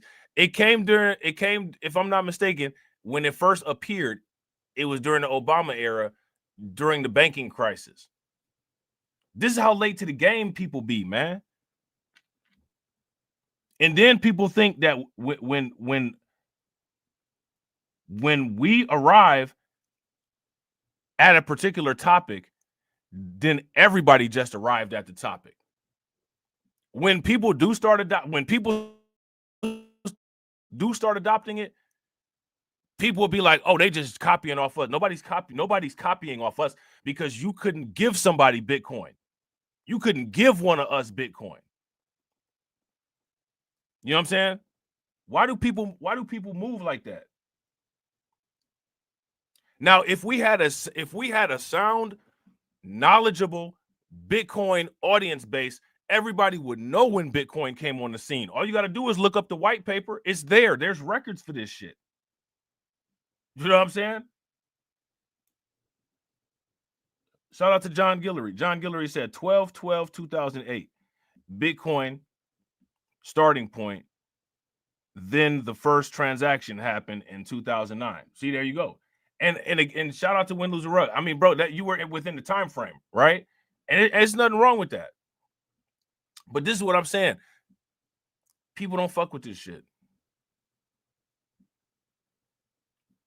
And like I told you guys, they're gonna this Michael Saylor shit, this shit that Michael Saylor's doing. He's creating a new type of financial instrument. We already talked about this in the Discord. How the application of attaching Bitcoin to a loan effectively creates a return-bearing asset. You know what I'm saying? It effectively converts a loan from something that you have to pay back into something that's going to pay you. And people ain't taking advantage of it. Michael Saylor trying to sell the idea. It's a very basic idea. That's what he's doing with MicroStrategies. He's trying to sell the idea. And you know what I'm saying? Like nobody's even buying it. He's already modified Bitcoin in the use of Bitcoin. And we can't even get people to be like, yo, just hold Bitcoin so you can have something in the future. These are the facts. You know what I'm saying? These are the facts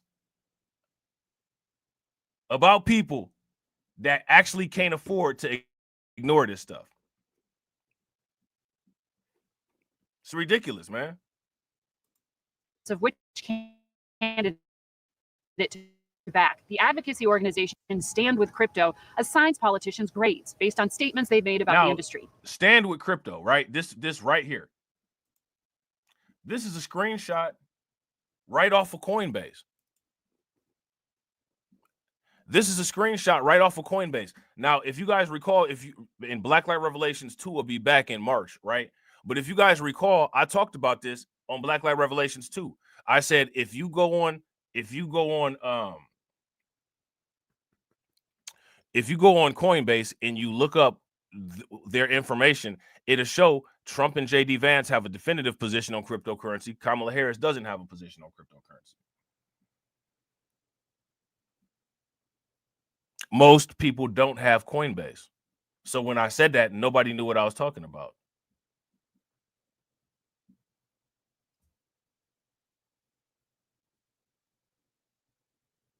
Nobody knew what I was talking about. Shout out to John Guillory. John Guillory said, Michael is literally selling the idea on national TV and online where millions see. No one can say I did not know. Yeah, they say that we was kept out. We was kept out. Ain't nobody keeping you out of nothing.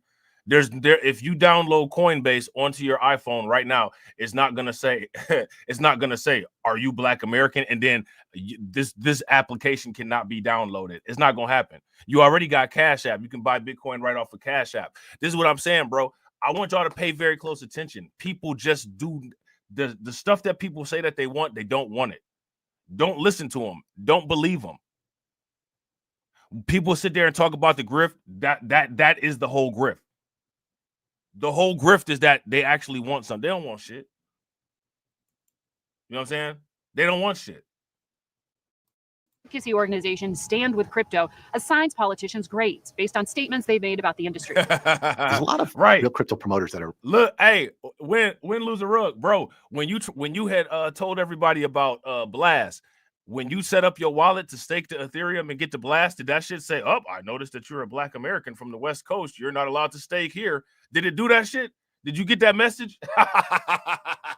Did it give you the 404? You're a Black American. You ain't allowed to do this shit message. not just friends of mine, but good friends of mine. There's a lot of people with good hearts who are genuinely interested in this. John Reed Stark is the former chief of internet enforcement at the Securities and Exchange Commission. A critic of the industry, he says he owns no cryptocurrency, but has an understanding of those who do. They have a mammoth distrust of financial institutions, and they love the edginess of the culture. And I think those people do vote. And I think that's another aspect of where these crypto PACs just executed a brilliant strategy, because they really tapped into that. What I hear you saying is this may be part of that anti-government, anti-establishment movement in the United States. Does this trace? Man, they really on this. She's really on that anti-government, anti-establishment movement. Like, lady, give it up. You know what I'm saying? Give it up. Back to the financial crisis? I think so. Yeah, I think it, and I don't blame them. The Bitcoin was created right after the financial crisis with this idea in mind. But if you're of that mindset. Now, I find it ironic that people call Bitcoin a scam, and it was actually created as a response to a government scam. But people don't talk about the government scam, no. Let me ask y'all this question. Was it right for the government to do that bailout of the houses? The real estate market, let me know what y'all think. The banking market, let me know what y'all think. And shout out to Alonda. I appreciate you, Alonda. Alonda said, in the spirit of fresh and fit, play the Simp song. Yo, I got you. Hold on real quick.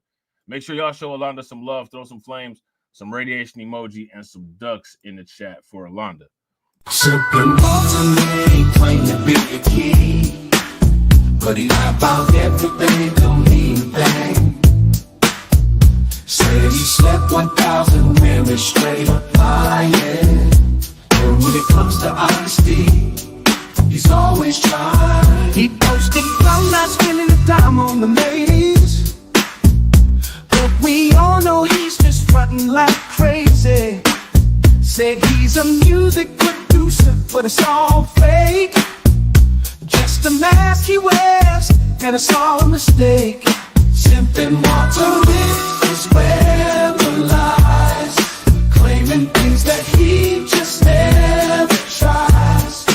What we see through his facade, it's plain to see.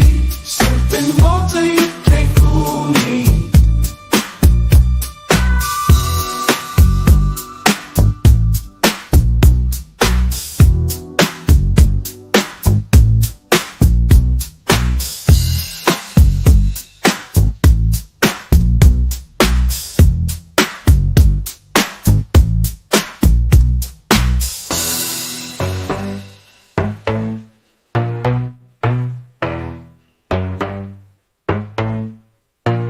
Simping water, you can't fool me.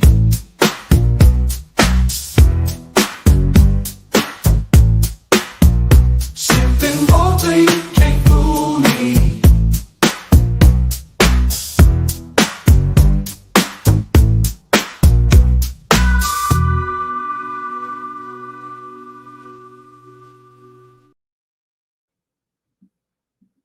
Simping Walter. Bitcoin was created right after the financial crisis with this idea in mind. But if you're, But look though, so actually, let's actually bring back the red pill talking points, right? Because here go the thing, right? Everybody sounded like a conservative anyway nowadays. That's the thing to do. So if you know, so let's just say there are quote unquote red pill people that are involved with cryptocurrency. Everybody doing the red pill stuff anyway, and then saying that they're not red pill. Everybody is a degree of conservative today anyway. So why do it matter?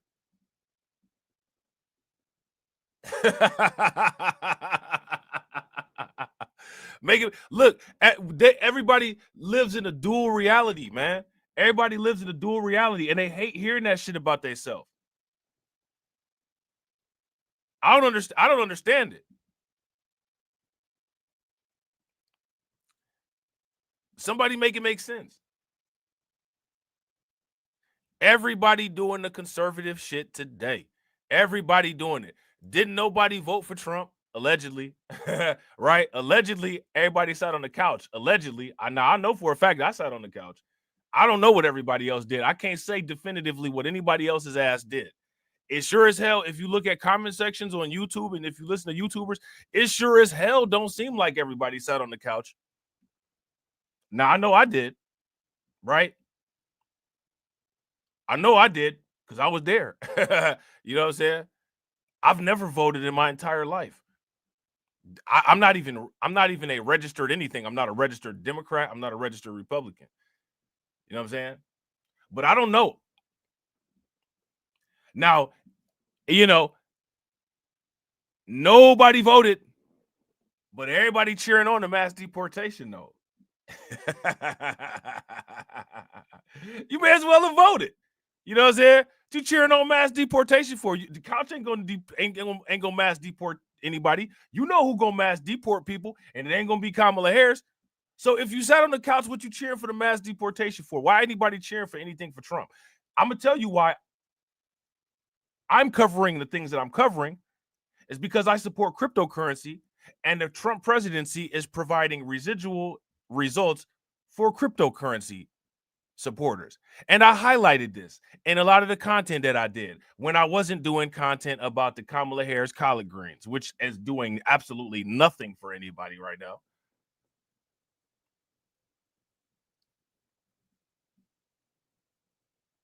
You know what I'm saying? So what's up with that? Shout out to my man Moxie Approved. What's up with y'all? What's up with y'all? Right? What's up with that? What's up with that? That's what's going right now. All the conservative talking points. But don't nobody want to admit to being conservative, though. Everybody conservative. That's why Trump won the election. That's what it is. Everybody conservative. Even the people that claim that they're not conservative. Y'all cheering on the mass deportations. Y'all don't want the dudes, y'all don't want the people that got balls and wear dresses, you know what I'm saying, in the girls' bathroom. Y'all conservative.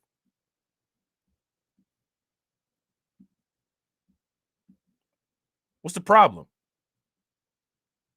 Like the police said, what's the problem here? What's the problem here, people? People respond to police, right? So I'm gonna talk like a policeman. What's the problem here? What's the problem here, people? You know what I'm saying? Nothing to see here, folks, right? Of that mindset, if you're one of these people in this grassroots movement, you can look back at the crisis and say the government institutions failed, the banks failed, the regulators failed, everyone failed. So why should I trust them now? Yeah, I think that's an excellent point. I think it's fair to say I don't trust institutions. I don't either. But that doesn't mean let's put a worse one in place. In the 2024 election, the crypto industry backed 29 Republicans and 33 Democrats. The biggest crypto industry Yeah, now shout out to Carlton, right? Carlton said I posted in the crypto Discord a picture of 1998 magazine cover. I think there was a 1986. If you look up a 1986 crypto economist, there's a picture of a phoenix rising out of a bunch of burning dollars. And it has the numbers 10,000 on it, right? And I think it was called like Phoenix Coin or something like that. And then in 1986, that's when that G.I. Joe episode called Cobra Currency came out. This has been something that's been on the horizon for a long time. Listen, I'm trying to tell y'all, man, that turn the other cheek mentality is real. Turn the other cheek, and the disaster that's happening right in front of my face won't affect me. That's how I fight. I fight by blocking the punches with my head. Who does that? Who does that? How has it worked so far? You get brain damage like that, and people walking around acting like they got brain damage.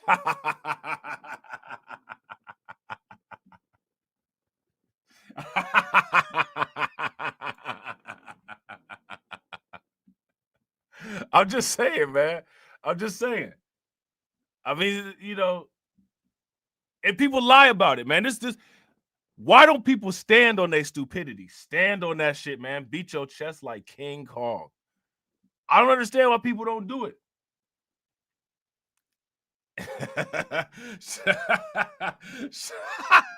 Shout out to Win, Lose, or Rug. Bro, that's facts. That's the Lith's ultimate move. It's the ultimate move. It's like the DDT, like Jake the Snake for the Lith. You know what I'm saying? And like it is what it is. It is what it is. 6-7 years from now, if I'm still on YouTube, hopefully not. Hopefully we'll be partying in my skyscraper. You know what I'm saying? But if I'm still on YouTube and I got time to make some YouTube videos, somebody gonna come in my chat and be like, yo, did you hear so-and-so just talked about the crypto people in 2024? I'm gonna have to do them like we had to do that individual over there on undocumented, man. Somebody bounced this fool. You know what I'm saying? Somebody bounced this fool, man. You know what I'm saying? Y'all telling me about what somebody said 6 years after I said it that got more subscribers than me, man. You know what I'm saying? This is what I'm saying. A bunch of people won't make you great. You got to make yourself great. You cannot have faith in your people to make you great. They won't do it. They'll make Michael Saylor great for investment strategy and tell you that you're dumb, even though you got a master's in business. That's what they'll do. And then when you bring this up about them doing it, somehow you're the one that's off code. But you're not the one that did that, though. I didn't do that. I'm telling you what you did. You know what I'm saying? But I'm off code. I'm not the one that did the action. I'm the one that's doing the reporting. You know what I'm saying? So if I'm off code for doing the reporting, what do that make you for doing the action? There's no standard for that because we're amongst the no standardites. We're amongst the contradictionarians. The contradictionarians. You know what I'm saying? And it don't make any sense. And nobody says anything about it because it's got to be the best kept secret. I'm gonna tell y'all a secret. It's not a secret. That's the secret. The secret is that it's not a secret. The secret is that everybody knows about all the dirty laundry, all the shit stains all up and down the drawers, all the piss stains all in front. Everybody sees the shit like it's the damn black light on it. That's the secret. The secret is that your secret ain't a secret. You know what I'm saying?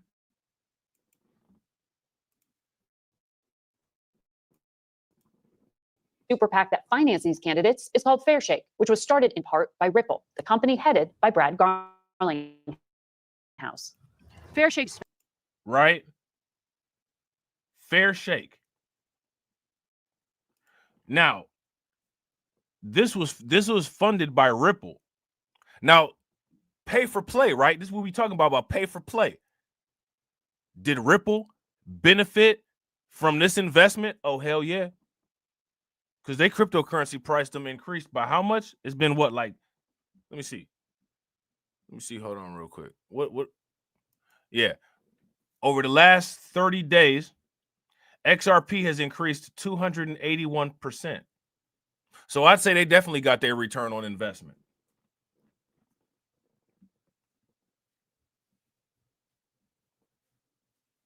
They paid, got a politician in. That politician is making moves for them. What do people not understand about this is how this shit works? People could have had some money to throw together a little rinky-dink ass super PAC had they had made some money from crypto. But a lot of people didn't make no money from crypto. And I'm be 100% honest. The money that I make, I'm not putting no money into this shit. I'm not putting any money into this shit. I'm not putting money into some shit that people ain't behind. You know what I'm saying? So I could become a billionaire tomorrow. Ain't none of that shit going towards anything helping any politics at all. Because I see where the political investment goes.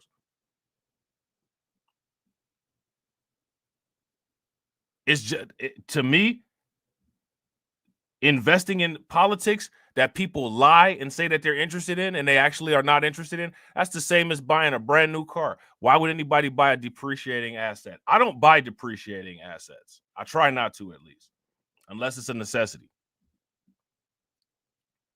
No, I wouldn't invest in this bullshit. You know what I'm saying?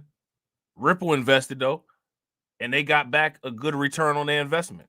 And people that held Ripple benefited from that. Now, shout out to Win, Lose, or Rug, right? If you knew, if you paid attention, and you actually had people telling you the shit that you needed to hear, if you held Ripple and you knew what Ripple's plan was as far as investing in the election, how would you not calculate that you would benefit from Ripple benefiting? People don't want to own businesses. They don't want to own businesses. They want plantations with a lunch break and a time clock. So since that's what people want, you know what I'm saying? They can invest the money that they get from their paycheck into some shit like Ripple. Ripple CEO is investing into politics. As a result, people that are invested into Ripple will benefit. There's people that are invested into Ripple, and all they keep doing, you see on the community posts and shit, they just keep posting, Ripple increased. You know what I'm saying? I got these big Ripple gains. They dumbasses don't even know why the hell they got the gain. They just know that they got the gain.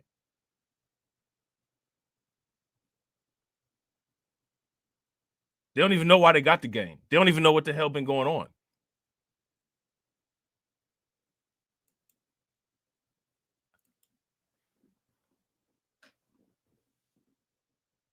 How can people be okay with that?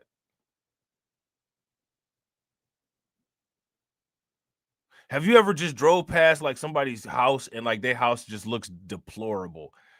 Panels dirty as hell, siding all messed up, grass the grass in the front yard is about as tall as Dikembe Mutombo, and you just be like, how can you be okay with your property looking like that? How, you know what I'm saying? You ever seen somebody just, they come outside the house just looking all wild and crazy? How can you be okay looking like that?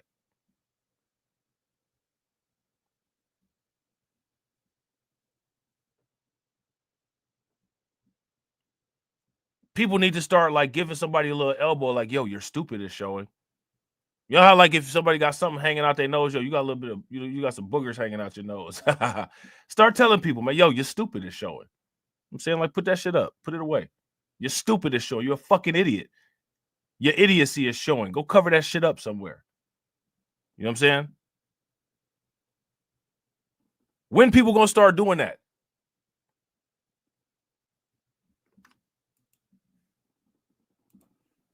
$1 million on ads supporting pro-crypto candidates this election cycle, and it already has another $103 million to spend on pro-crypto candidates in the midterm elections in 2 years. The ads that Fairshake put out and paid for did not mention crypto. Like the word was not mentioned at all. Why do you think that is? Fairshake was educating and elevating candidates that we felt were pro-business, pro-innovation, pro-crypto, and I'm sure covered a lot of different issues. But it's hard to say they're a crypto voter if they weren't going to the ballot box for that issue, right? I think if you're educating the electorate about different candidates and they're smarter walking into the ballot box, I think we should celebrate that. In my mind, the people have spoken, and you've got to respect democracy. I feel passionately about the fact that crypto is something that this country should not allow to infiltrate this country in any way, shape, or form. And I think Period. it's real It's not dangerous. acceptable in any form. No, I don't think there's any use for it. There's no utility for it except for criminals and speculation. But as passionately as I feel about Yeah. And yeah, facts. If you guys agree with win, lose, or rug, give me a thumbs up. If y'all disagree with win, lose, or rug, give me a thumbs down. But the list says common sense is red pill and right wing. Bro, facts. They say it's This is one of the reasons why, like I said, you know, and I stand by what I say. You know what I'm saying? Like I don't do the group thing. I don't do the unity thing. This is the reason why. If the monolith, like people always say, like we need to have unity. What says unity more than voting 92% the same way? What says unity like that? You know what I'm saying? I would go as far as to say we some of the most united people in the world. I don't know how well it works. I don't know how well it's working, but I would go as far as to say we the most united people in the world. If we weren't united, there would be no talk of a monolith.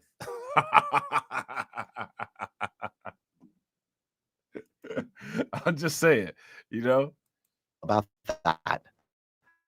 I feel more passionately about democracy. So you think the people voted to say, hey, let's see what happens? All of these elected officials were very clear in their supporting of crypto. Whether people understood that or not, I don't know. All these elected officials were very clear in their supporting of crypto. And the people that y'all love and worship didn't talk about that one time.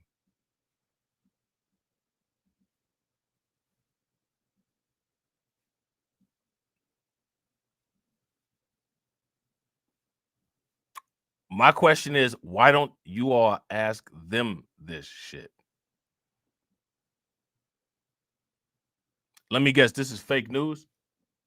What is this?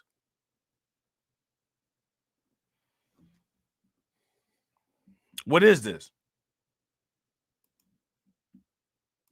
See what happens? All of these elected officials were very clear in their supporting of crypto.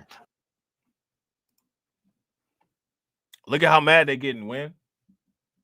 Look at how mad they're getting. They can't handle it. This is my proof. This is what I'm saying.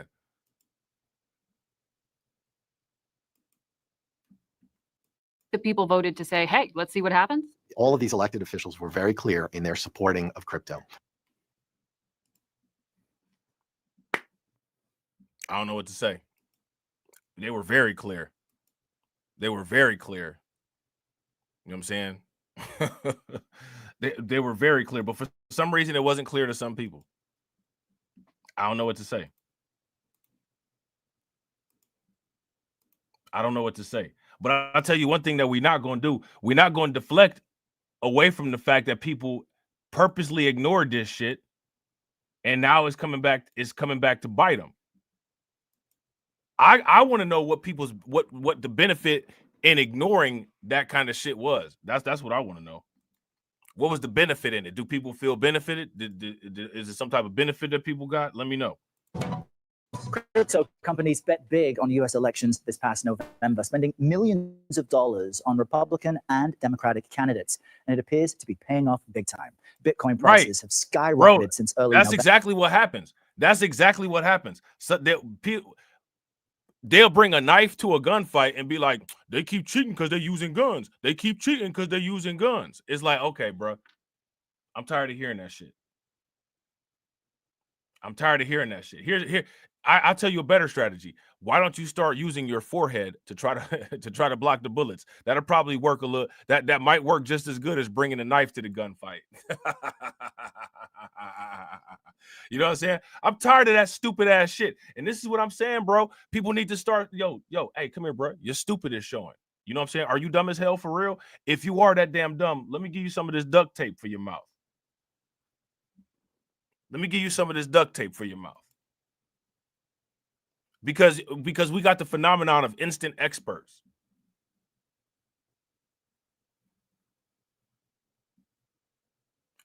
Look at how great people made Jay Morrison. And then magically don't nobody know who made him great. Hey, the very people that's mad about how Fresh and Fit is crashing out, those are the people that made Fresh and Fit great. Because they definitely made Fresh and Fit great after Kevin Samuels boosted him up.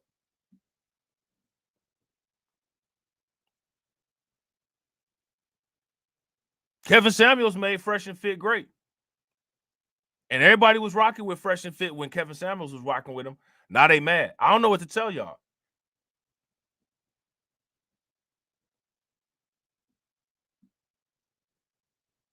That's one of the reasons I really don't do too much Fresh and Fit content anymore. Once in a blue moon, I might go in on them. I ain't really got too much to say about that because when I was ahead of the curve, see, O'Shea Duke Jackson makes a video about Fresh and Fit every week. Now, I've been preached. They've been on going in on Fresh and Fit, right? But when I was making the videos about Fresh and Fit, wasn't nobody trying to hear it. Yo, talk about this shit. Talk about this shit that's going to quote unquote help. Ain't nothing going to help because don't nobody want to hear no help shit. If people wanted to hear help shit, it'd be thousands of people watching the cryptocurrency votes. Motherfuckers don't want to hear the help shit. And I don't understand. One thing that I can't stand is dishonesty, disingenuousness, and intellectual dishonesty. Why don't people tell the truth? People don't want to hear that shit. Don't nobody want to hear no quote unquote help shit. The numbers and the data don't lie. Motherfuckers get the notifications. That's some other shit people need to stop doing. Stop lying about I didn't get no notification shit. You definitely got a notification fucking with my shit. You got a notification from Rumble. You got a notification from YouTube. And you got a notification from Discord. Motherfuckers be lying. The same way they lie about the information when you're doing a live stream. The same way people lie and say that they wasn't told about some shit. The fuck out of here. Look at that shit. Look at the Bitcoin price right there on the screen. Motherfuckers missed out on $40,000. I don't feel sorry for none of them. I don't feel sorry for none of them. You see that shit on the screen right there? If you didn't benefit from that 40,000 spread, fuck you. You didn't deserve the shit. Because you could have put $1 in, and then you could have $4. But you're crying about money. Money ain't the problem. It's clearly deeper than that.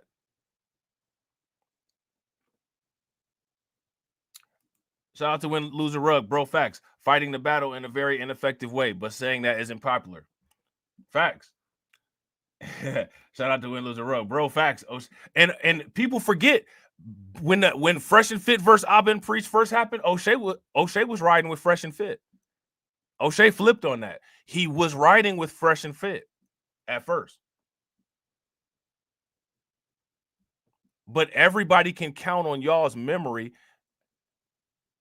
You know what I'm saying? Having the same lifespan as film exposed to light. So don't nobody even say nothing about that anymore. But yeah, go back and watch them old videos. The Art of War videos and all that. I think I still got little clips on them. You know what I'm saying? I still got little clips on them. But it's nothing wrong with changing your position. But if you're going to change your position, be accurate and explain why you change your position. You know what I'm saying? Fresh and fit, if I'm not mistaken, that was back when Kevin Samuels was still alive. So because Kevin Samuels was rocking with Fresh and Fit back then, you know, Kevin Samuels was O'Shea. You know what I'm saying? O'Shea was Kevin Samuels' bodyguard. So, you know, he had to do his thing. Nobody stands on shit. And the people and y'all don't want motherfuckers to stand on shit. Why do y'all lie like this? You know what I'm saying? This is the reason why people that believe in the Bible ask, well, why did God just wipe people out? Who wants to deal with this shit?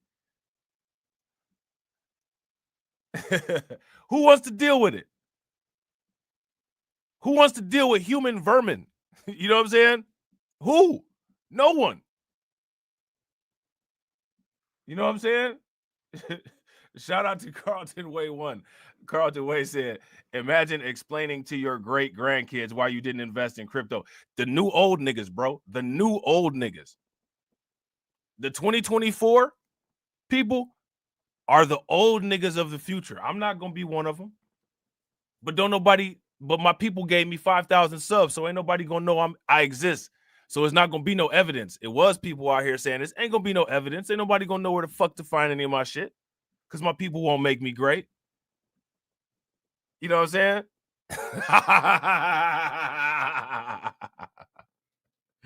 But now the new generation, the same way people saying that, you know, the old generation didn't work the civil rights movement, right? Oh yeah, bro. When Bitcoin, when the whole world financial system is revolved around Bitcoin, and people really, really locked out, they got the negative compound decreasing income because they don't have no Bitcoin. Oh man, bro. Ooh, them youngins gonna hate us. Them youngins gonna hate us. And I'm here for it, man. I'm here for it. Death is outdated. Hey, don't be mad at me. I got the content evidence library. I got the content evidence library. Don't be mad at me. You know what I'm saying? You know? Don't be mad at me. Be mad at the new old ninjas. November, hitting a valuation of $100,000 last week. Last night on 60 Minutes, Margaret Brennan spoke to Brad Garlinghouse, CEO of the crypto company Ripple, which along with two other companies donated more than $140 million. $140 million. $140 million. I tried to tell y'all that these crypto people been buying into this election and that they was heavily invested. But my people won't make me great. My people tell me about what everybody else say and don't listen to shit that I say. I don't know what to say. I don't know what to say. Except for, here you go. Here go this. Company Ripple, which along with two other companies donated more than $140 million during this election cycle. So you see this election as a major victory? For sure. But some people will look at that and say, you teamed up and bought an election. At the end of the day, voters voted. Who cares? We educated voters as many. That's what you're that's what you're supposed to do. You're supposed to use the leverage and the resources that you have to get what you can get. If you guys would agree, give me a thumbs up. If you guys would disagree, give me a thumbs down. And shout out to everybody that's watching. I appreciate you guys. If you all haven't smashed the like button yet, please do me a favor. Take a moment, smash that like button. Also, if you guys haven't hit the bell, please take a moment, hit that bell. And also, please share the stream to your social media. At the end of the day, voters voted.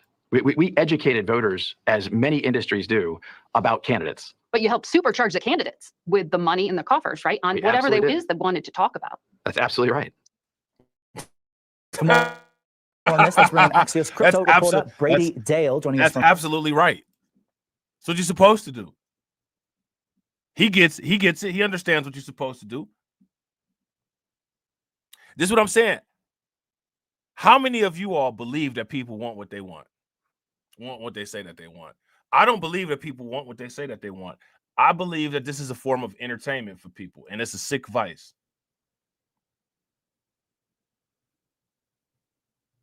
That's what I believe. That's what I see. That's what the evidence is showing.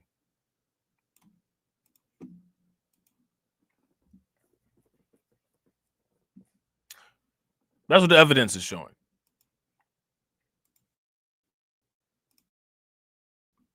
From Pittsburgh, Kansas. Is that right? Great to have you with us. Great. This interview is remarkable. I encourage our viewers to watch. Crypto companies now effectively get to help write legislation that will regulate the industry since it's so unregulated. How significant is this moment when it comes? The crypto industry did it right. Look at this. The crypto industry, the crypto community is one of the youngest communities. It's one of the youngest demographics. They have a very short time of life. They're infants. And they learned faster than the older communities. What do y'all think about that? What do y'all think about the kindergartners passing the proficiency test and the seniors failing it? What do y'all think about that? Because that's effectively what we're looking at. This is a new emerging community that didn't exist. Probably, I would say, even last election, it didn't exist. And they figured out politics faster than communities that have been around since the 1900s. What do y'all think about that?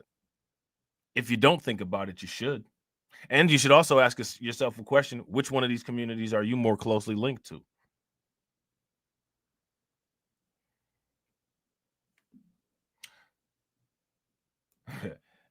Shout out to Carlton. Carlton said the new old ninjas will be worse than the civil rights ninjas. Bro, facts. If y'all agree with Carlton, give me a thumbs up. If y'all disagree, give me a thumbs down. Win Loser Rug said, I don't know what people want anymore, but I don't think it's the same thing that I want. That's for sure. Bro, facts. Facts. I know they don't want what I want. I've come to realize that. You learn stuff every day. That's one of the reasons why I try to make sure that I never try to portray myself as a know-it-all or an oracle, because I'm neither.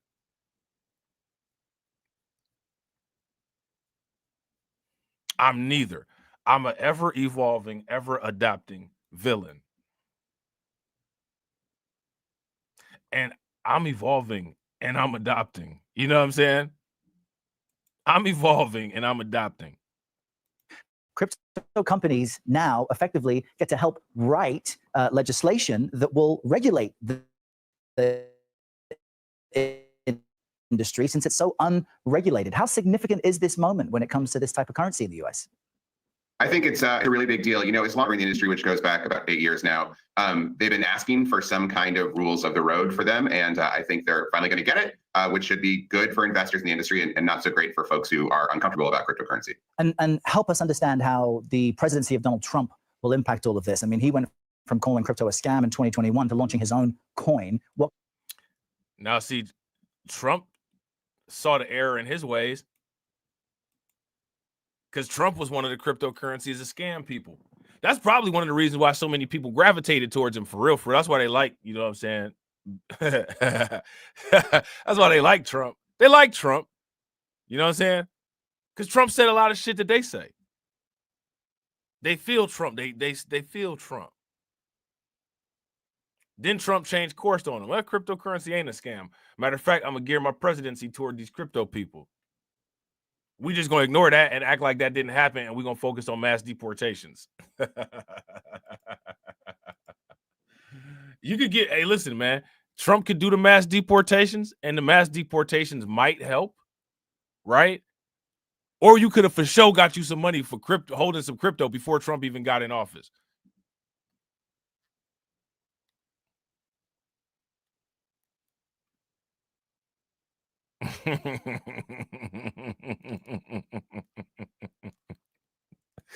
I don't know what to say, man. I don't know what to say. That's going to be 90%. That's going to be 90% of what I say in my live streams anymore. I don't know what to say. I don't know what to say.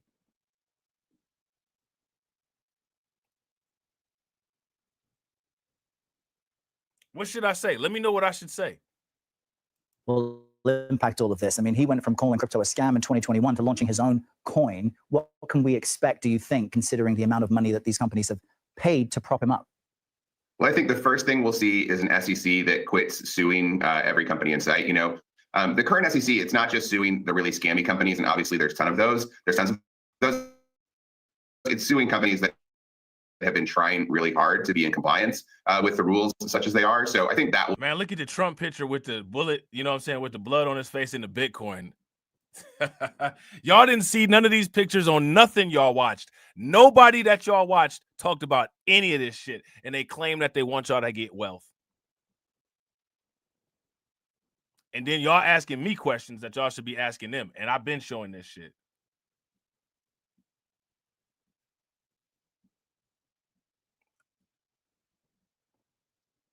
I don't know what to tell y'all, man.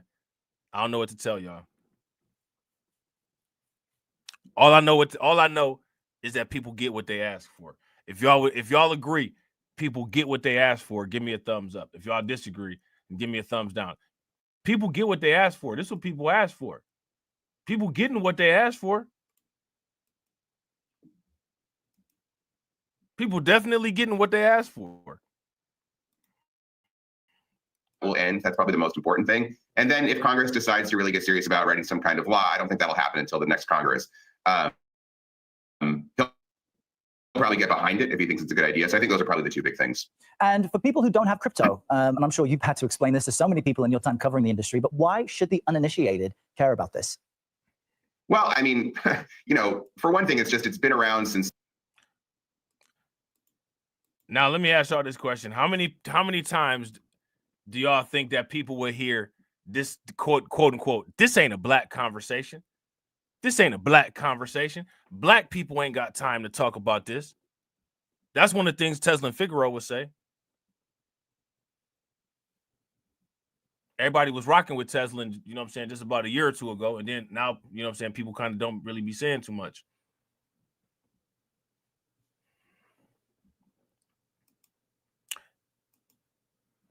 Y'all will give anybody a pass that rocks with people that y'all like, and people that bring it consistently. Try to hold them to a fake ass fire.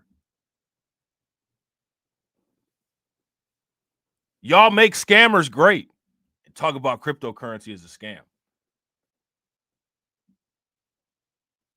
They made Jay Morrison great.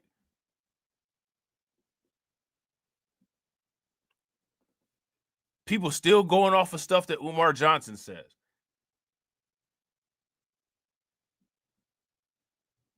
People produce for non-producers.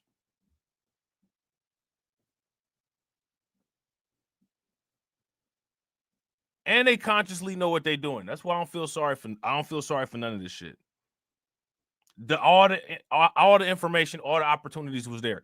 And shout out to Win Lose a Rug. In the last stream that we did, Win Lose a Rug said, if y'all had to watch that quick 15-minute stream that I did, y'all have got a quick 100% return on what y'all threw down. And that's a fact. He ain't lying. He ain't lying. You could have put $1 down, you'd have had $2 the next day.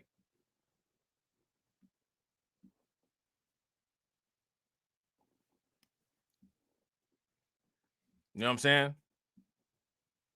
Somebody make it make sense. Somebody make it make sense. My question for y'all is, and here go the thing, people still are not demanding, hey, we want to hear more about tech. We want to hear more about investment. We want to hear more about finance. People ain't demanding that shit. Y'all ain't going to people demanding that shit. Y'all are ignoring the people that actually put that type of content out.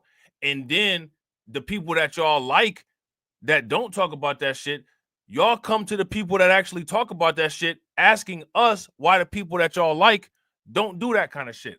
I don't know. We don't all work in a cubicle together and compare notes and shit like that. I don't know why these people don't do what they do. I don't know. I don't talk to none of these people. These people definitely don't talk to me. They don't give a fuck if I'm alive or not. Same with me. I care less what they doing. We don't work together. I don't get a paycheck from the same people that people get a paycheck from, except for YouTube.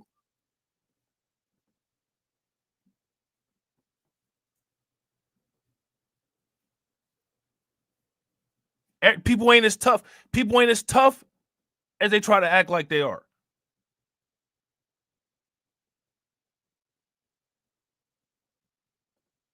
People will come to my comment section. We demand information about cryptocurrency. Get the fuck out of here. No, you don't. Get the fuck out of here. Get the fuck out of here. Go demand information from cryptocurrency from them motherfuckers whose videos y'all click on and get the notifications for them instead of the videos of mine that y'all ignore. Why are people so dishonest? Shout out to the people that believe in the Bible. This is the reason why your God be on flood time. This is the reason why your God be on flood time. I ain't mad at it. Should the uninitiated care about this? Well, I mean, you know, for one thing, it's been around since for about 15 years now. And the price of the most valuable and best known cryptocurrency, Bitcoin, has just consistently gone up over that whole period. I mean, sure, it's been very volatile along the way, but when you zoom out, it's just consistently gone up. So it's just a clear, so far, it's been a pretty good, it's been a pretty amazing investment for some people. What's that? It's been a pretty amazing investment.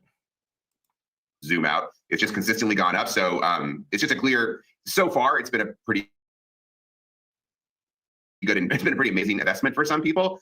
Beyond that, you know, it's opening up a new category of technology that could be very powerful. Let me ask you guys this question. For Are money people to move failing around. to evolve? If you guys feel that people are failing to evolve, give me a thumbs up. If you guys don't think that people are failing to evolve, give me a thumbs down. If you ask me, we are witnessing the largest, most massive, widespread failure to evolve in and adopt in human history.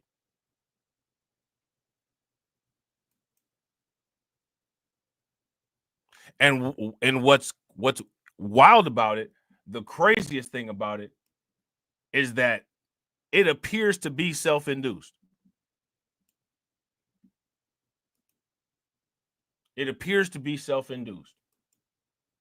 And another thing about it is that everybody knows that it's happening and nobody wants to deal with it.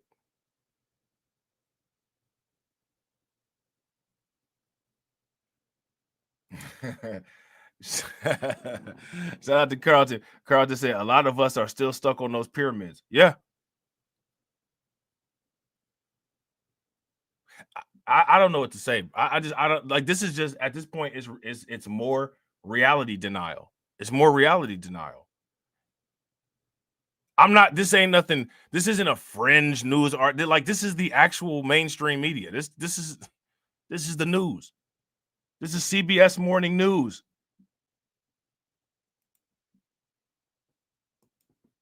The world, and it also provides a new level of control over that people can have over money. Right now, you can't hold digital money without trusting some other third party, you know, usually a bank.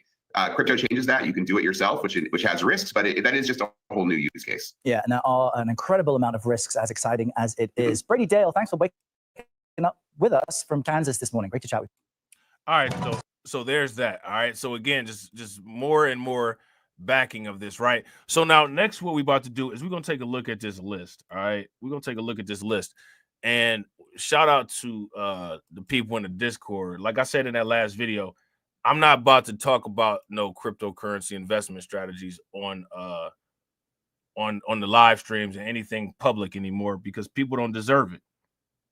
You know what I'm saying? We're gonna talk about that shit in the Discord only. So, but people gonna know what I'm talking about when I talk about these 30-day averages, right? So look at this 30-day average.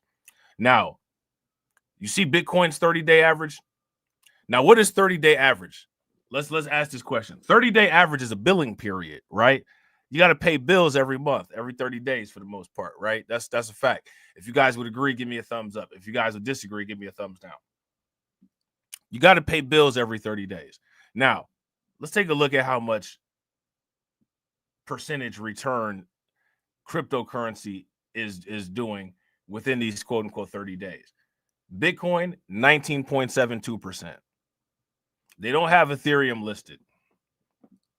Look at XRP, 30 days, which is basically a month, 281.82% on XRP. Solana, 12.9%. Now, mind you, that's 12.9% on top of if you're staking Solana, right? BNB, Binance Coin, 12.35. Doge, 37.75%. Look at Cardano, right? No one's even talking about Cardano, and Cardano has skyrocketed in price too. No one's talking about Cardano. Everybody talking about XRP. Cardano been doing the damn thing too, and ain't nobody talking about it. You know what I'm saying? Look at Tron. Now, I didn't even know Tron was moving like that, man. I wish I still had all my old Tron. That would have put me over. But you know what I'm saying? Tron didn't do shit for like 10 years. You know what I'm saying? 60.26%. Look at Avalanche. Remember I told y'all I was going to try to start aggressively buying Avalanche? 44% in the last month. Toncoin, if you part of crypto.com, crypto.com had a little promotion where they was giving people ton coins, 45.75%. Look at Polkadot, 68.69%. Look at Stellar. 274.84%. Look at H-Bar. Shout out to my man 2Factor. 2Factor always talking about H-Bar, 426.91% in 30 days.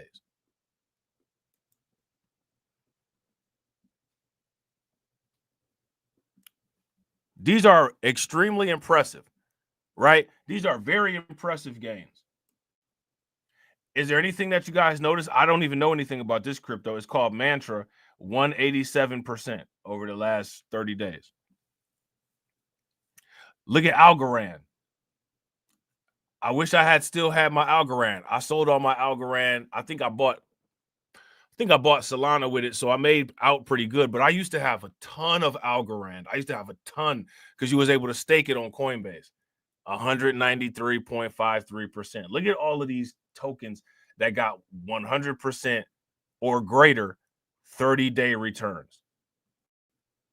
Now, why am I matching the 30-day return? Why am I matching the 30-day return up with the percentage? Because 30-day is a billing cycle. Shout out to Jaybird. Jaybird said, is SUI on there? I'm not sure. Let me take a quick look. Yeah, SUI 19.3% right here. SUI is right here. It's number 17. Now, speaking of these, right, these are ranked by market cap, right? Dogecoin is number 7. You know what I'm saying? Dogecoin is number 7.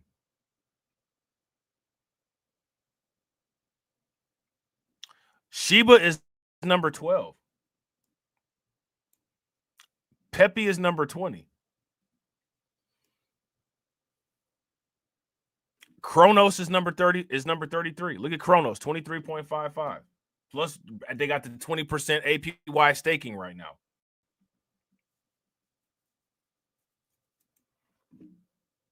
You could be making some pretty decent money. You know what I'm saying? You could be making some pretty decent money. Now, let me see something real quick.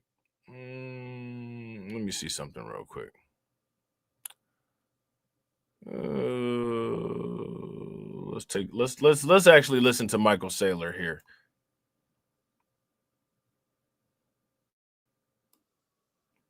Let's actually listen to Michael Saylor. Because Michael Saylor's people made him great. And people will listen to Michael Saylor. I say these things and people going to argue with me. So let's listen to the guy whose people made him great. You know what I'm saying? That'll save us time, right? Let me see.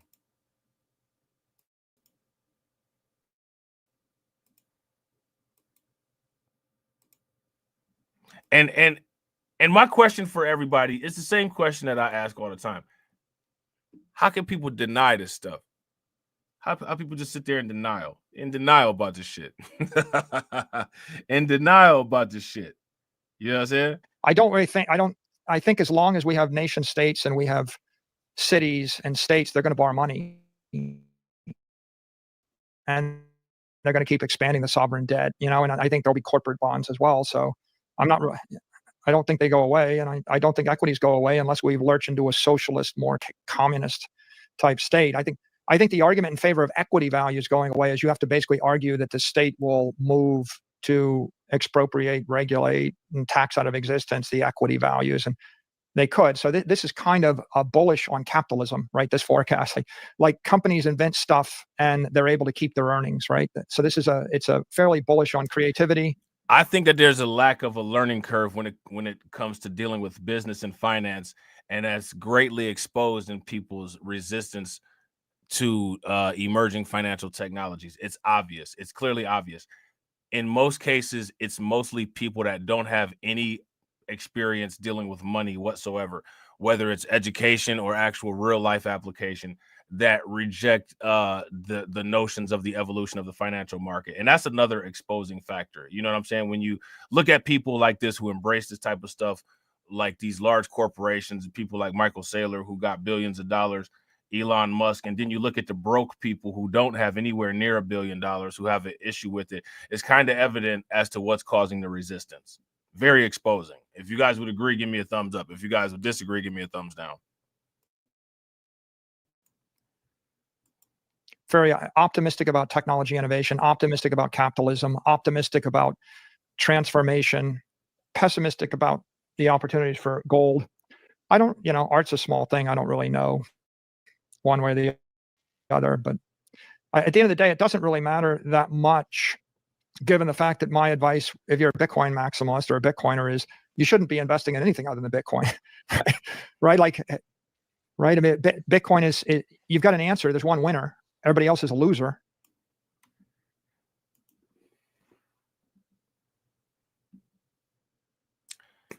I don't know what to say, man.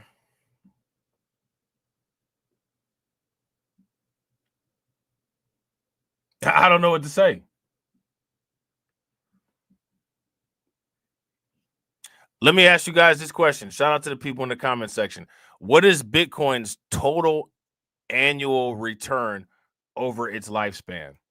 Does anybody know? What is the total percentage return that Bitcoin has generated over its lifespan?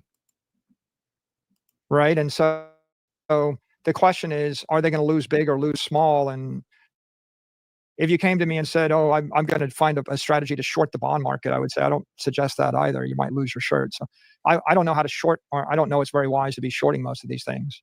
Well, I mean, buying Bitcoin effectively is shorting them in a way. Yeah. The takeaway from this is that Bitcoin can win, and the world doesn't necessarily have to turn upside down. Right. But when Bitcoin is the global monetary asset or the global monetary index, it still may not be as big as equity capital. It's just going to become much, much more material than gold and much more useful than gold. And, the dynamic between all the rest, it's a function of, are states running deficits or not, and how do they handle their issues? And this is an optimistic forecast. If you come up with a pessimistic forecast, is the only thing that's left is Bitcoin, right? Like, for example, if I have a pessimistic view of a nation state, the stock market collapses and the equity goes to zero, and the currency collapses and the money supply is not worth anything, right? And maybe the real estate isn't worth that much because the rents aren't worth that much. But the challenge is, it's easy to forecast that for Venezuela or Cuba or North Korea or Nigeria, or you can forecast it for a small developing country that's either poorly run. Now, I'm going to tell you guys something that people like to do, right? A lot of people like to do this technique of what I call the Russia deflection. Has anybody ever seen the Russia deflection? The Russia deflection is when somebody doesn't like what the United States is doing, or when somebody doesn't like something that the United States is doing, they deflect to Russia and China and attach themselves to what Russia and China is doing and act like what Russia and China is doing is somehow a W for them, right? Well, let me tell you what Russia is doing. And shout out to Brooklyn Queen for this article. If people don't like the idea of the United States doing a strategic Bitcoin reserve. Russia considers Bitcoin reserves. So the Russia deflection doesn't work here. The Russia deflection doesn't work here because Russia is following what Trump is doing, which everybody knows that Russia's going to follow what Trump is doing because everybody knows that, you know what I'm saying, Trump is cool with Putin.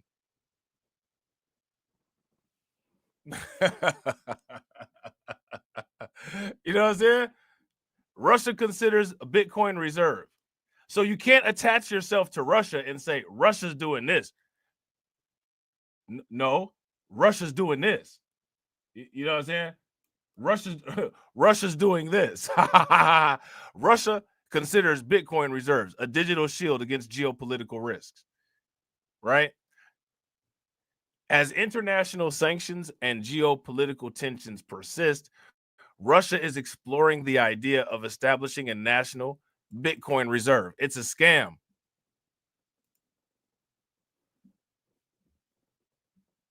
It's a scam.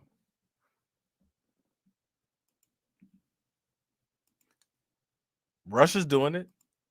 Anton Tekchev, a member of the State Duma from the New People Party, proposed adopting Bitcoin as an alternative to traditional reserve assets like the US dollar and the euro. This move reflects Russia's strategic interest in digital assets and the glowing global trend toward Bitcoin adoption for economic stability. Everybody's trying to stabilize themselves economically through Bitcoin, except who? Except who? Businesses, entire countries like El Salvador, Russia, Venezuela. Bitcoin as an alternative reserve asset. Tekchev argued that traditional currency reserves are vulnerable to fluctuations, inflation, and sanctions. He emphasized that Bitcoin's decentralized nature makes it a resilient tool to counteract sanctions and facilitate international trade. Additionally, Tekchev described Bitcoin not only as a stable store of value, but also as a high return asset with significant financial potential. Just imagine this. We already deal with one layer of issues from the pre-existing racial wealth gap. Man, just imagine when that racial cryptocurrency gap come in. And then here go my question. What are people going to blame the racial cryptocurrency gap on? You were kept out. How?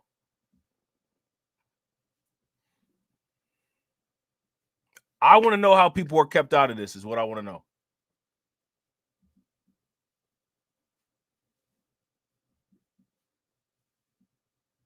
I want somebody to explain to me how you have been kept out of cryptocurrency. Explain it to me.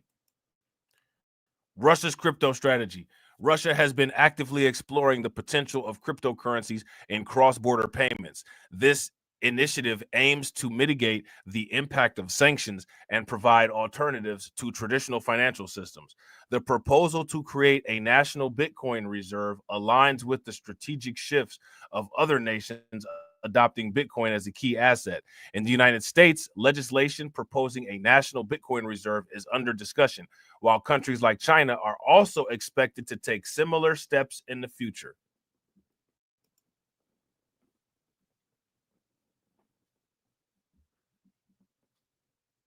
Interesting. And shout out to everybody watching. I appreciate you guys. If you all haven't smashed the like button yet, do me a favor, take a moment, smash that like button.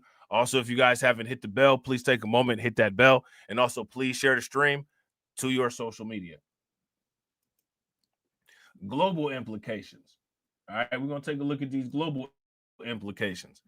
The concept of a national Bitcoin reserve demonstrates the increasing reliance on digital currencies as a geopolitical tool. If implemented, this move could redefine how nations navigate economic sanctions and diversify their financial reserves. What do you guys think about that? Russia's doing it.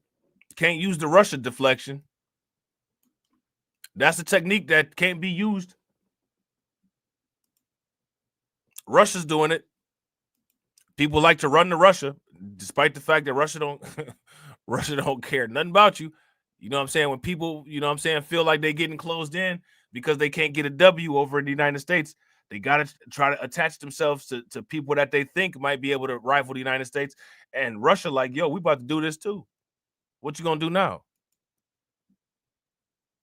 You know what I'm saying? What they going to do now?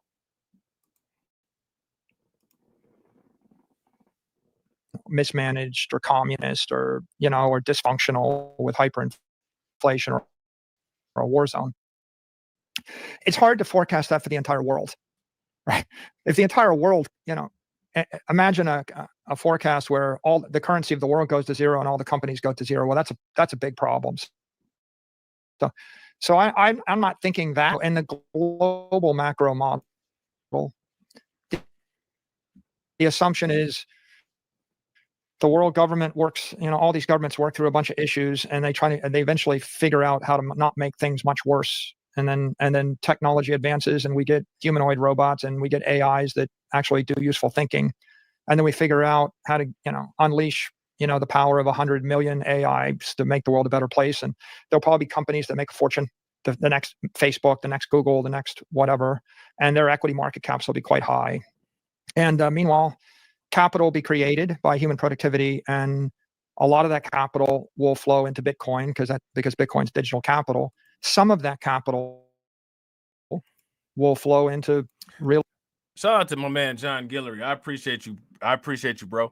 John Guillory said Bitcoin ROI or lost gains for people that did not invest when it came out, 21,470%. Ooh, I know people can't afford that, but they did it anyway.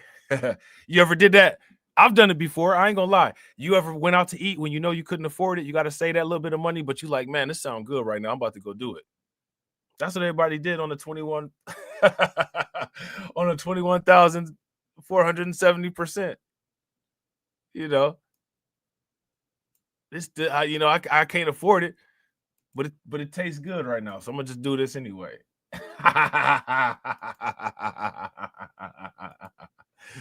Oh man. Oh wait, yeah, I did it before. Look, I'm not gonna sit up there and lie, bro. I'm not gonna sit up there. I'm gonna instruct you about this because I've never done it before. Man, I've done that before. I did it just yesterday. I ain't got no money to spare, but guess what? You know what I'm saying? That shrimp salad from Applebee's sounded good, and we did that. Now I'm gonna pay for it when it's time for me to get gas later. You know what I'm saying? It is what it is. But see, the difference between me and other people is I can admit it. I can admit it. They can't. They'll sit up there and lie about it, tighten the top buttons on their church shirt, put an extra $1 in the offering plate and every damn thing else, and still be lying about how they living. You know what I'm saying? I can't stand it. Russia contemplating strategic Bitcoin reserve and growing crypto appeal. Again, shout out to Brooklyn Queen. You know what I'm saying? Shout out to Brooklyn Queen for putting this article into Discord, right? Anton Chekhov, which we just talked about, a state Duma deputy from the New People's Party, has formally proposed establishing a strategic Bitcoin reserve amid the asset's growing popularity. Now, let me ask you guys this question. If countries are establishing strategic Bitcoin reserves, businesses, right? Michael Saylor going around to all these different businesses trying to get them to invest in Bitcoin. Don't you think that you should create yourself a strategic Bitcoin reserve? Remember what Eric Adams said? Remember when y'all laughed at me when I first got my Bitcoins? Oh man, remember your boy Eric Adams? Remember when they was laughing at me when I first got my Bitcoin, son? Who laughing now? Oh man. Russia to create strategic Bitcoin reserve.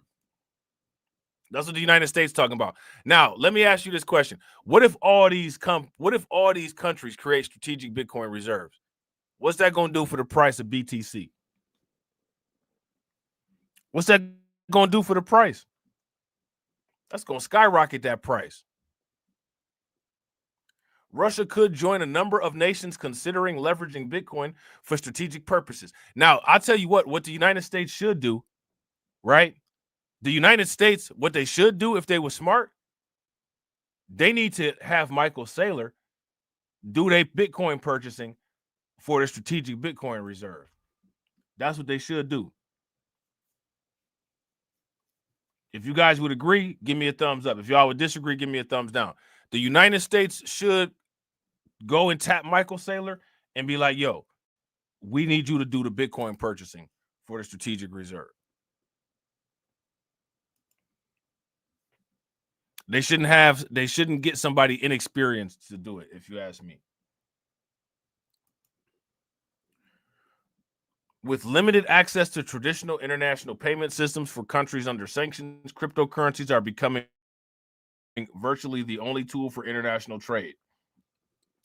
The Central Bank of Russia is already preparing to launch an experiment on cross-border payments in cryptocurrency. How many people were aware of that? If you guys knew about that, give me a thumbs up. If you guys did not know about that, then give me a thumbs down. The State Duma deputy highlighted Bitcoin's potential to facilitate international trade for nations with limited access to traditional financial markets and payment systems, the proposal stated. Okay. Russia's pivot to crypto. Okay. We just making this stuff up. We just making this stuff up. That's it. That's all we doing.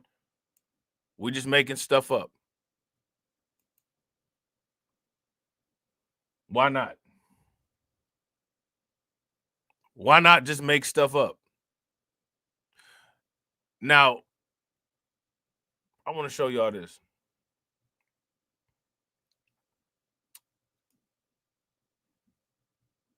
Shout out to Win, Lose, or Rug. Because if I'm not mistaken, let's see, hold on. Win, Lose, or Rug had actually posted something in the Discord about this. But they were talking about businesses like Amazon, quote unquote, adopting Bitcoin, right?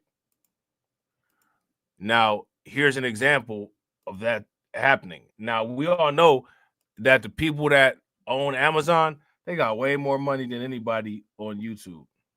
Maybe, except like maybe Mr. Beast might have some money similar to what they got. Mr. Beast or PewDiePie, right?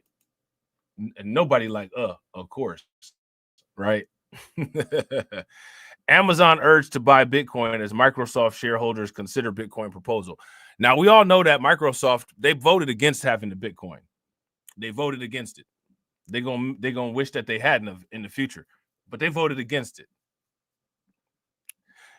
I don't know why anybody would vote against Bitcoin after seeing the performance that Bitcoin had after the election, knowing that that guy is going to be in office for the next 4 years, but they voted against it. Okay. Amazon has been urged to buy Bitcoin as Microsoft shareholders consider Bitcoin proposal.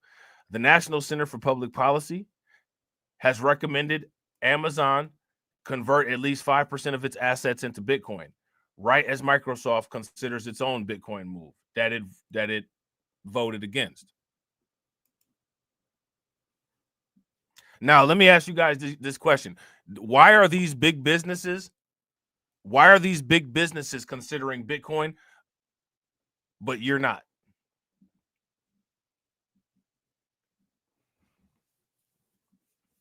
Does that make any sense?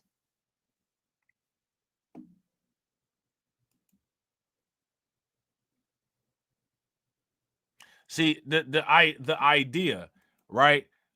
The idea is for things to somewhat make sense. That's the idea, right? But in many cases, things don't make any sense. And nobody ever holds a requirement of making sense on anything. People just joke about it and laugh and walk away. And then when you bring it up and when you stay stuck on it and be like, yo, nah, we not moving away from this. We got to figure this out and make this make sense. People then say that they got a problem with you. But you're not the one that didn't make sense. I'm not the one that didn't make sense. You know what I'm saying? Amazon urged to buy Bitcoin as Microsoft shareholders consider Bitcoin proposal. Now, while people are having temper tantrums and throwing shade at cryptocurrency, the actual big ballers, the big ballers of the world who people try to be like, they're considering buying it because they can afford to. A lot of the people that got an issue, a lot of the people that be throwing their temper tantrums, they can't really afford to buy it anyway. Amazon shareholders at a conservative think tank have sent a proposal to the retail tech giant, urging it to create a Bitcoin treasury reserve following a record-breaking run for the largest cryptocurrency.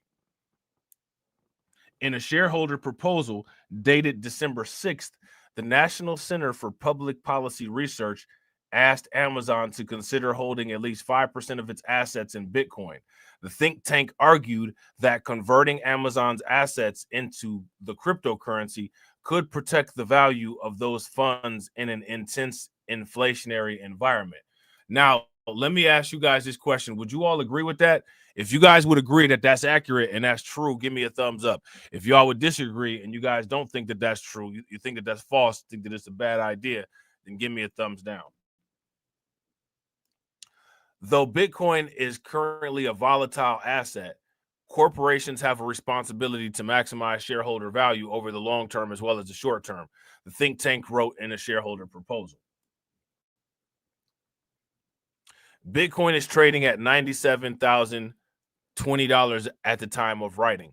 CoinGecko data shows down over 3% on the day.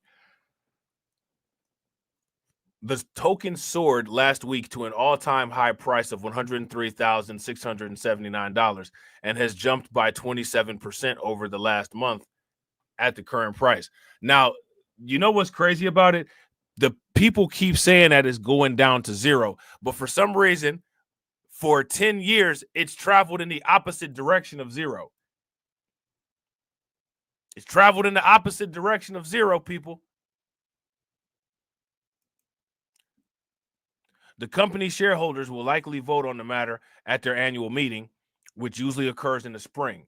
The company's board is also expected to provide a recommendation to the proposal before the vote.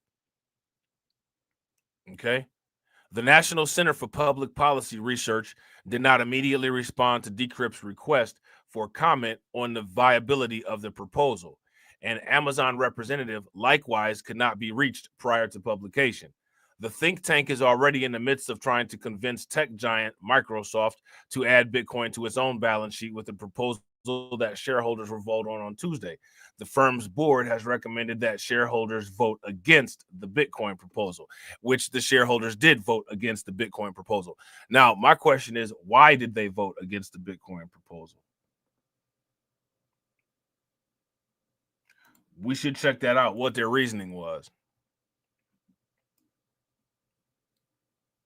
Let me ask you guys this question.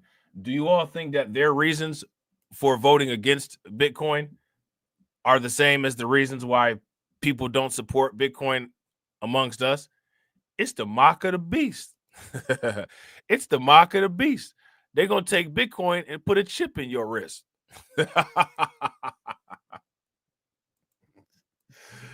Oh, man, listen, man. People believe in that kind of stuff, and then they turn around and say that Santa Claus and the Tooth Fairy ain't real.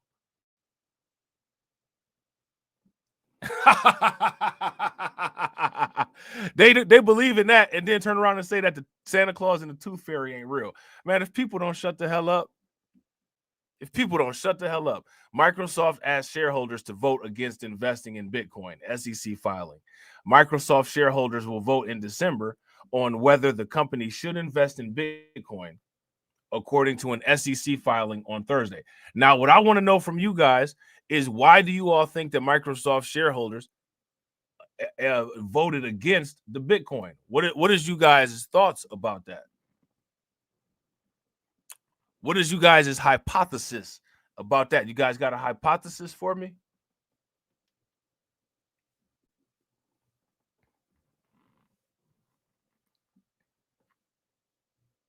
Now, they voted. Now, you see down here, right? This is how stupid Microsoft is. They voted against investing in Bitcoin, but they built technology on Bitcoin's blockchain. Software giant Microsoft will hold a shareholder meeting next month, and Bitcoin is on the agenda. Microsoft will have its annual shareholders meeting on December 9th, and those who are invested in the company will vote on a number of items, according to a Thursday filing by the Securities and Exchange Commission. One of the proposals up for vote is the assessment of investing in Bitcoin, with the board recommending shareholders should vote against it. Okay. It isn't clear whether the item refers to Microsoft putting Bitcoin, the industry's largest crypto, on its balance sheet. Microsoft did not immediately respond to Decrypt's request for comment. The filing also notes Microsoft management already carefully considers this topic. Microsoft is one of the world's largest software companies and accepts Bitcoin from customers who are shopping online at its Windows and Xbox stores. Now, they accept it, but they're not going to invest in it. If Microsoft does invest in Bitcoin, it will be one of the rare U.S. companies to do so. Now, let me ask you guys this. You guys saw that video. Trump said that he wants to make the United States the biggest and best cryptocurrency country in the world. Do you think Trump is going to offer a lot of these American companies tax benefits, tax breaks, and different things like that to invest in crypto, invest in Bitcoin? If you guys think that he is, give me a thumbs up. If you guys think that he's not, give me a thumbs down. Y'all don't have no hypothesis for me? Y'all ain't got a hypothesis for me about why Microsoft wouldn't vote for investing in Bitcoin? Tisk, tisk, tisk. MicroStrategy, a software company that sells data analyzing solution, started buying Bitcoin back in 2020. The Tyson, Virginia-based firm is now the largest corporate holder of crypto, with 252,220 Bitcoin, currently valued at $17 billion in reserves. Its stock price has surged this year alongside a rising Bitcoin price. Okay. Despite its success for shareholders, many public tech companies have yet to follow suit. A lot of these people don't realize that they're operating on borrowed time. Bitcoin is not it's not going to be around forever. People going to have to start trying to figure out strategies with Solana, and people going to have to start trying to figure out strategies with Ethereum. You know what I'm saying? Once them last Bitcoins get printed, that's about to be it. That's about to be it. Why do people think that time just sits around and waits for them?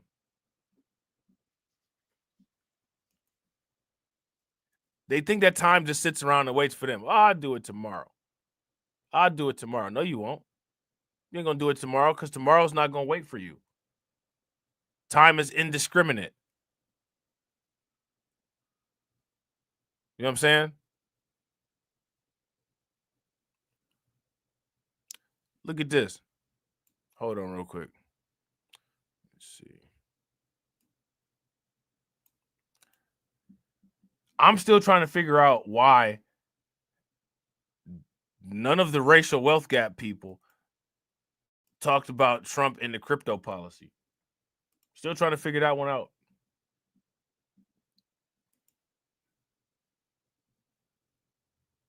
I guess if I just act like it doesn't exist, it won't hurt as much. If I just act like it didn't happen, if I just act like it didn't exist, if I just act like it don't exist, it just won't hurt as much. You know what I'm saying? I'm going to gaslight all these people and keep it pushing. Eric Trump to deliver keynote Bitcoin MENA conference on Thursday. The event at Abu Dhabi will also see several of Trump's picks, including Steve Witkoff. So they got the whole government invested. The whole government down with Bitcoin.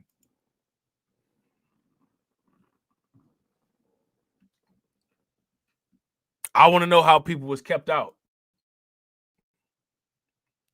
The largest Bitcoin conference in the Gulf region, which kicked off on Monday, will feature President-elect Donald Trump's son, Eric Trump, delivering the keynote speech. A Reuters report. We're going to look at this Reuters report. All right. We're going to look at this Reuters report. Will feature Eric Trump and will deliver his keynote address on Thursday. The Bitcoin MENA conference on December 9th of 2024 is projected to draw more than 6,000 people, featuring a whale-only lounge. They got a whale-only lounge, man. Let me ask you, and you know that whale-only lounge was an ethno-state. This is the only thing that matters, so we may as well ask it. How many foundational Black Americans you think was in the whale-only lounge?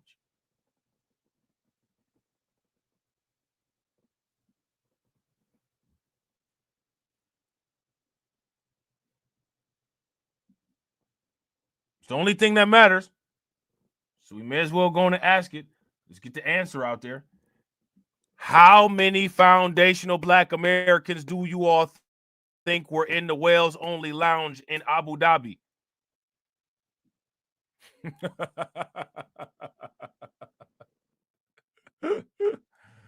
Oh, man.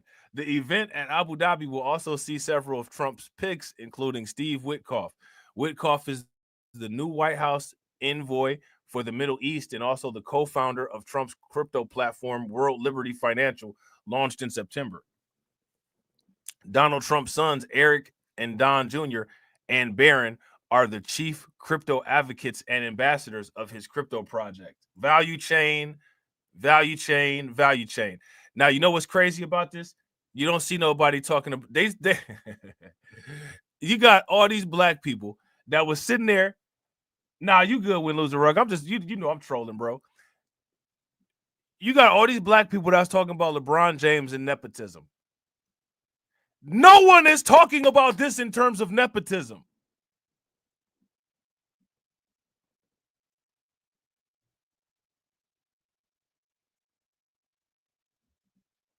Hypocrites. All of them. They all hypocrites. Talking about Deion Sanders like some football money and some basketball money is anywhere near cryptocurrency whale money. Most people don't even know what cryptocurrency whale money is because they're so damn stupid they don't even know anything about cryptocurrency.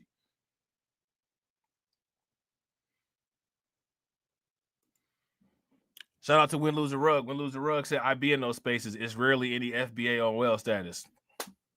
There you go. There you have it. Why not? Where they at? Come on, man. We put the pace down for the culture, right? Where's putting the pace down for the crypto culture?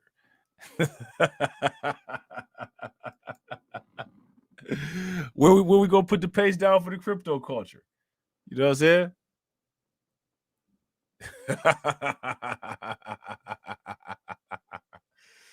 Oh, man.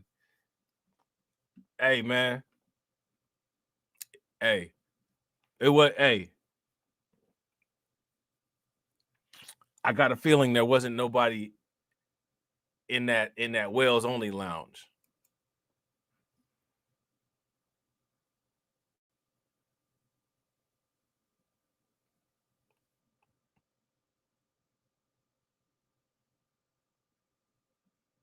I got a feeling it's not going to be anybody in none of them whales only lounges for a long time.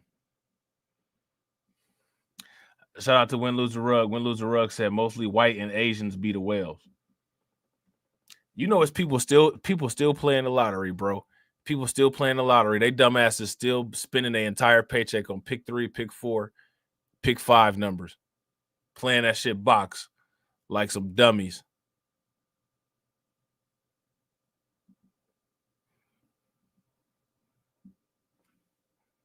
Like some dummies, taking the entire check to the gas station, cashing it at the gas station, and spending that shit on and spending that shit on pick 3 and pick 4.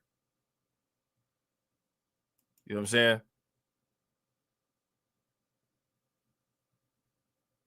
The conference other speakers, including Tron founder Justin Sun, have close ties to World Liberty Financial. Sun, who was charged with crypto-related fraud under Biden's administration, recently wrote on X that he bought $30 million worth of WLF tokens, making him the largest investor of the project.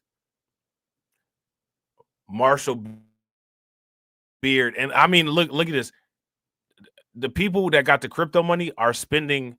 The people that got the crypto money are spending millions of dollars like it's just pocket change. Like the way we like, listen to how far de-evolved and unadvanced that we are. We putting $50 into bonk, you know what I'm saying? $50 here, there. These people throwing 30 million into their little project tokens. Millions. People don't see a problem with that. We're going to act like this don't exist. We're going to act like this does not exist, so that we don't have to acknowledge the huge problem that there is. Hey, man, I don't know what to tell you. All I know is make sure you got a good excuse. Start with your excuse now so that you can have it ready for your grandkids when they hate you.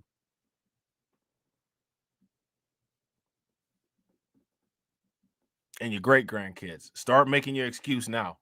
Start thinking it up now. It better be a good one.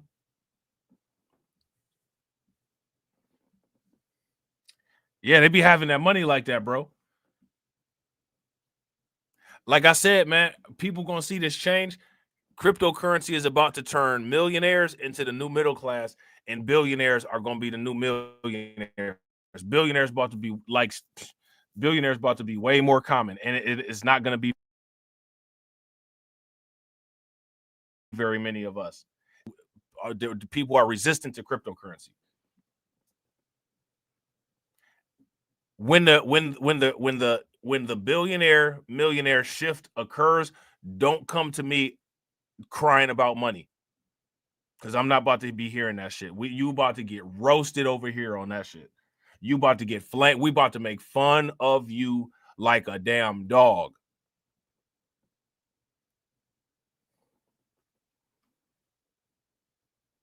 Yeah, right. They dumping $5 into 5 Solana into meme coins with no hesitation, bro. You know what I'm saying? Like, I got a decent amount of Solana, and I'm holding on to that because that's all I got. Shout out to Carl. You know, we come up with these ideas. You know, Win, Lose, or Rug came up with the idea to have a coin called the Lith. You know what I'm saying? Carlton came up with Coon with Biscuit. Nobody would even buy that shit if we made it, bro. No one would buy it. None of it. Not one of our people would spend a fucking dime on that shit.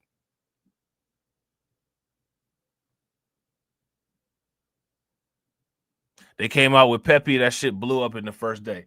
Everybody would just sit there and stare at that shit like they was fucking retarded if we put a coin on Pump.Fun.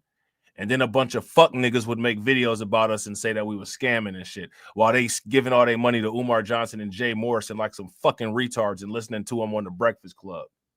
That's what the fuck we got to deal with.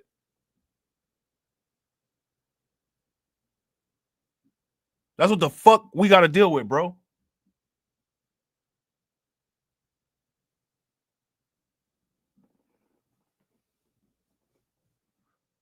Right, we will be each other's exit liquidity, and nobody wants to deal with that shit.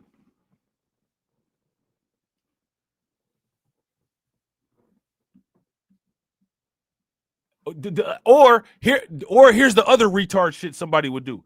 The day we decided to spend some Solana on that shit and come out with the project, that's the day when motherfuckers would decide I'm about to drop $2,000 on Bitcoin. I'm about to drop $3,000. That's the day everybody would turn into a fucking dyslexic pro crypto person and start buying all the other cryptocurrency except the shit we made, because that's what motherfuckers do. That's what motherfuckers have a fucking pattern of doing. And people don't want to acknowledge that shit. People don't want to acknowledge that shit. People don't want to acknowledge that shit.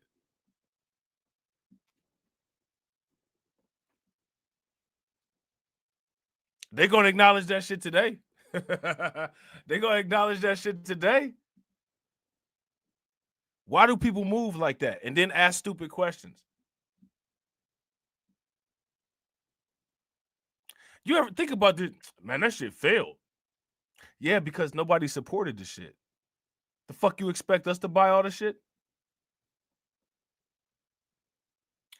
And and on top of it, bro, listen. Everybody would expect us to give the coins away for free. If let's say we made a coin, Carlton's coin, Coon with Biscuit, right? The Coon with Biscuit coin. We came out with, and it had we made like 100 million coins. Everybody's stupid ass would expect us to give away the coins. And if we charged any amount of money, charging money is not group economics. Charging money is off code. If you don't give motherfuckers shit for free, regardless of what it is, you're scamming them. That's how shit go down with us.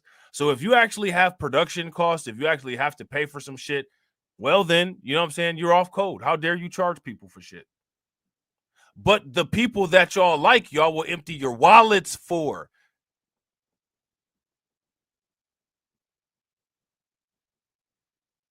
That kind of shit don't deserve to get saved. That kind of shit deserves exactly where it's going and what's coming to it. You know what I'm saying? Marshall Beard, chief operating officer of Gemini, said that the conference is focused on bringing the industry together. It's been incredible to see the rise of Bitcoin alongside the growth of the conference, Beard noted. Crypto became a major campaign issue in this year's presidential election. It was such a major campaign issue that everybody kept talking about. The only thing that everybody talked about was Kamala Harris's blackness, which is these people didn't talk about at all. And they talked about Kamala Harris's collard greens, which these people didn't talk about at all. Most wouldn't understand that they buying would drive up the bro. They understand that shit. Listen, they have a vested interest in not wanting to make us great. We just have to understand that that's what it is. We got to understand that fucking 95% of motherfuckers are ops. That's just the reality of it.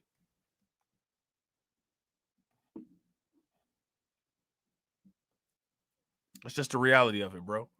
And the ops come from all sectors. There's a diverse group of ops. You know what I'm saying? It's a diverse group of ops. There's a lot of people that's ops that don't even know that they ops. People just talk so damn dumb. So goddamn dumb. How the fuck do you think you're supposed to make a profit without paying money? Think about that shit. They'll go to Walmart and not think a minute about paying Walmart. Go to a grocery store, not think a minute about that shit. They complain about the government wanting to study for reparations, but these stupid motherfuckers want to study you before they give you some fucking money.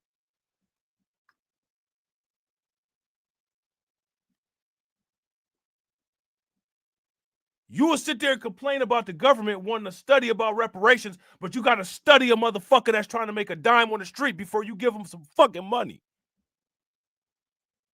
How the fuck we supposed to work with these motherfuckers, bro?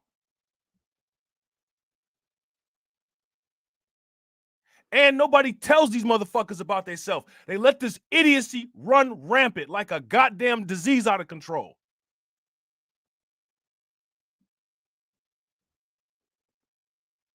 Make it make sense.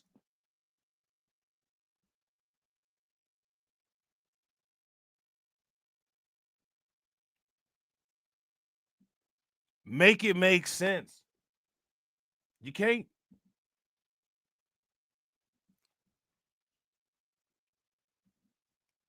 You'll never make it make sense, bro. It'll never make sense. If you try to show people value, they're rejected. You openly scam people, they'll open their wallets and dump it out for you. You try to build something up, people won't make you great. And then it's supposed to be somebody else's fault.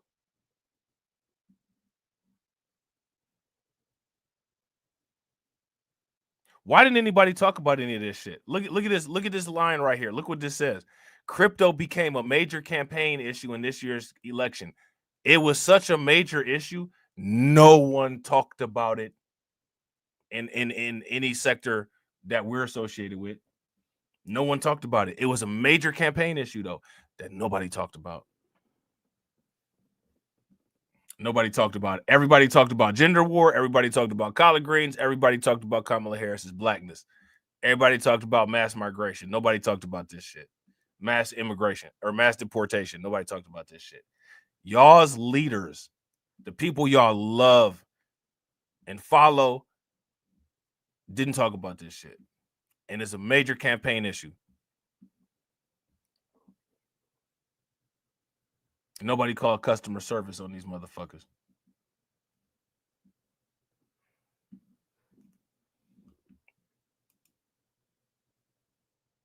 Nobody called customer service on these motherfuckers. Look at this. You see this shit down here?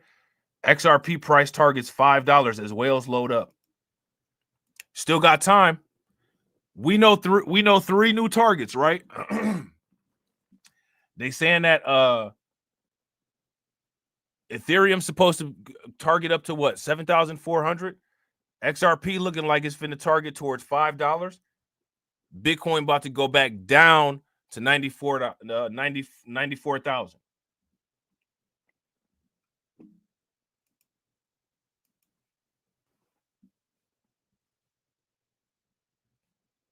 Free money that don't nobody want.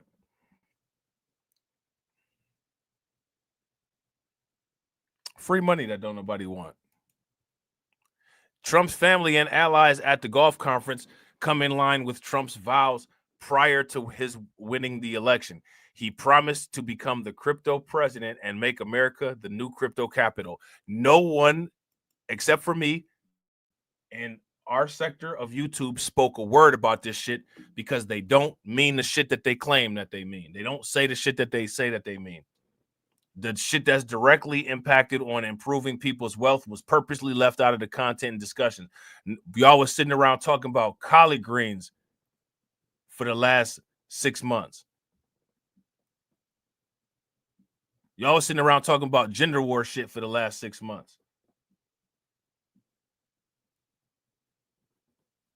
Y'all don't give a fuck about, y'all care more about Kamala Harris's collard greens than y'all give a fuck about the racial wealth gap. Fuck out of here. Prove me wrong. If people care more about the racial wealth gap than they care about Kamala Harris's collard greens, why the fuck is so many videos on YouTube about Kamala Harris's collard greens and none about this shit?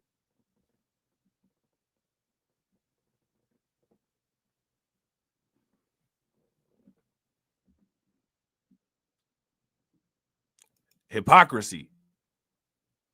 Eric Trump's presence signals a significant milestone for Bitcoin MENA 2024, bringing a wealth of business acumen to the region. According to the official release, his involvement would draw considerable attention from industry leaders. The people that we voted for are willing to go to jail for migrants.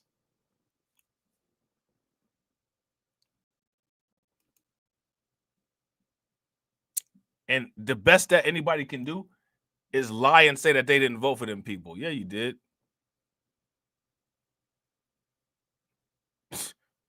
What? Yeah, you did. You did vote for those people. The exit polls is out. You know what I'm saying?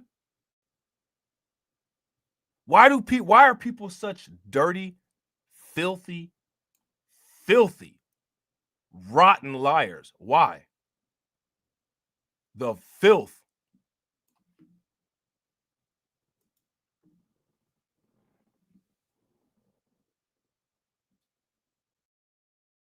Are people really embarrassed of how they move?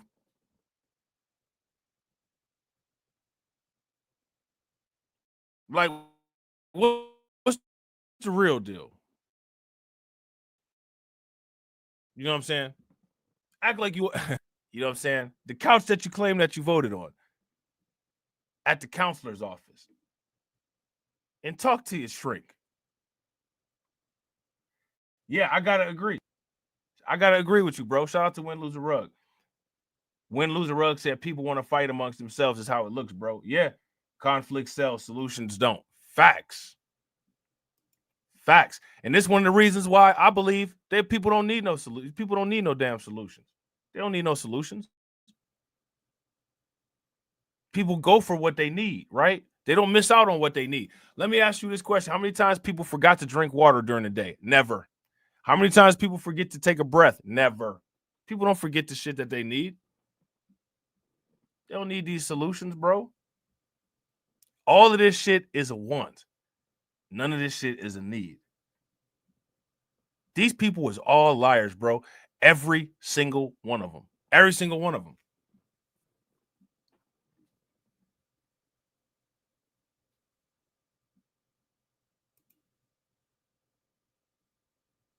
Hey, here go my thing. If you in a business alliance, that's cool. Make your money. You know what I'm saying? Make your money, right? But it becomes problematic when you in the business alliance and then you go away from your lies to start attacking other people. Just lie in peace. Just do your lies and enjoy your lies, right? Like I don't understand that. Don't lie and then your lies somehow, you know, they somehow get turfed onto other people. I just go on and do what you're doing and leave other people alone.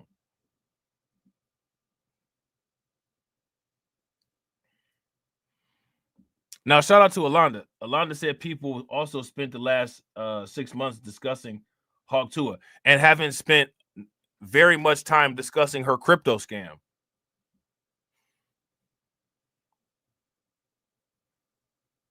They didn't spend very much time discussing her crypto scam.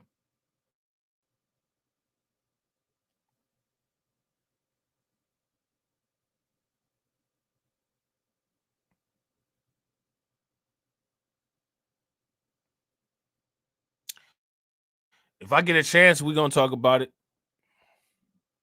If I don't, we'll chop it up in the Discord about it, but I ain't pressed about no video on YouTube because people hate the truth, bro. You know what I'm saying? People hate the truth. They hate that fucking mirror. They hate that shit. Because motherfuckers is ugly when they look at themselves. They ugly as fuck. And they can't even embrace their ugliness. I embrace my ugliness. They can't. This half this whole generation has been raised as some suckers, man. These motherfuckers have gelatin for a heart. You know what I'm saying? A sponge for a damn spine. And Kool-Aid running through their damn veins. These motherfuckers are fucking pathetic. And that's one of the first problems that we got to deal with.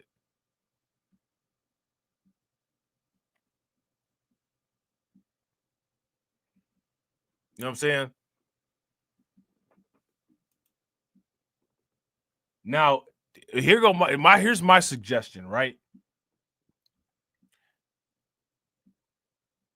People don't like the shit that I be saying because, Robb be hurting my feelings. Robb a little bit too harsh. He disrespectful. He swear too much. Go pray to your YouTube gods and ask them to start talking about the shit that I talk about then. Or else you just going to have to get that shit delivered the way I deliver it. And it is what it is.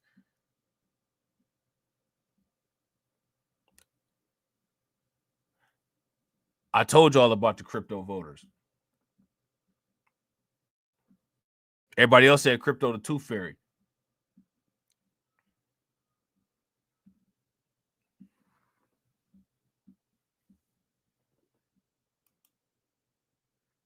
Trump family and allies to bask in crypto industry euphoria at golf Bitcoin gathering.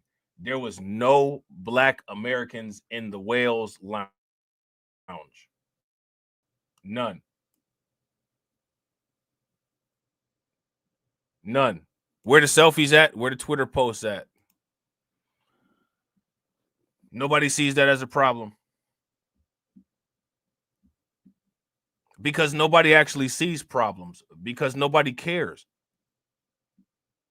Problems ain't nothing for anybody except for talking points. It's just shit for people to bitch about online. They really don't give a fuck about this shit. All this bullshit that people talk about online after they turn YouTube off, that's the last time this shit get discussed. Don't nobody care about none of this shit. Nobody cares about none of this shit.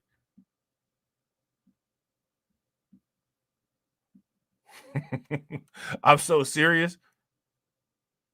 And the reason why you know that nobody cares about none of this shit is because if you turn off YouTube and talk to an average person about some shit you was just watching a YouTube video about, that average person and the rest of the world is gonna look at you crazy because they don't know what the fuck you talking about. You just got done watching some fringe weirdo shit on YouTube that the little echo chamber of people that pay attention to that shit on YouTube listen to.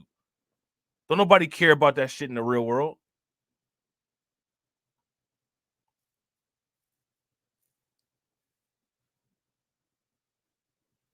No one cares.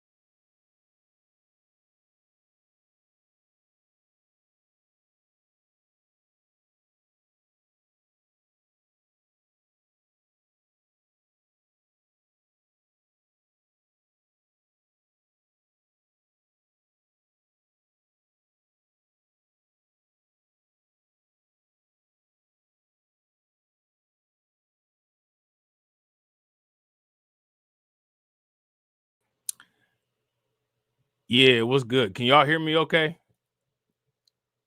My computer won't let me be great. My computer won't let me be great. Yo, and I had just made a new shout out to Black Free Thinker. What's good with it, bro?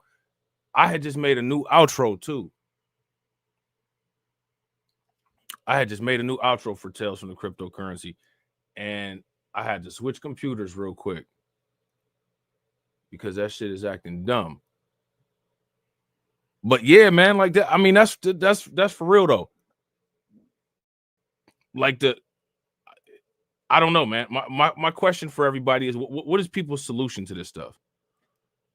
What is people's solution to this stuff? Because from what I can tell, people don't actually want a solution, and people don't actually want to address none of this kind of stuff that everybody be talking about on YouTube. It's a show for YouTube. It's all a performance. It's a performance. And like my thing is, it's cool. It's a performance. You want a Grammy award, there go your Grammy. You know what I'm saying? But aside from that, right? Because I don't believe in none of these goals and none of these quote unquote initiatives or none of this nonsense that people claim that they want anymore. My goal is to make that $1 million before the end of the Trump presidency. I can't count on anything else, right? And if I was everybody, I wouldn't count on none of that neither. Because the evidence doesn't support that anybody actually cares about this shit. So my question for everybody is, I'm trying to be a whale at one of them conferences.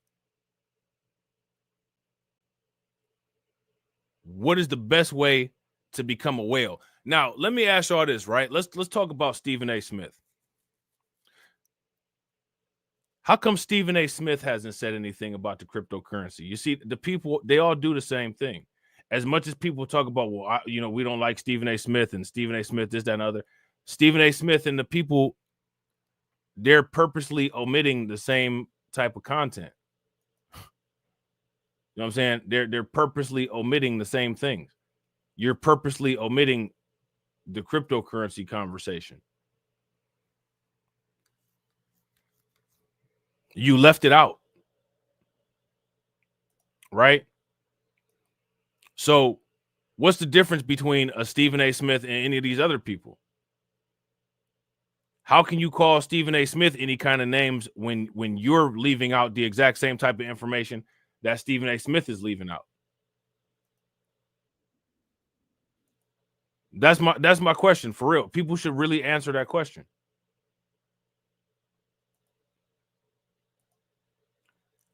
How can that title be applied to one person and then we're looking at other people and we watch them do the same thing and everybody else get the silent pass? People got to stop giving these passes, man. People got to stop giving these passes. You got a long pattern of giving passes to the way wrong people to give passes to. But people just keep on doing it anyway. They ain't got no vetting sense.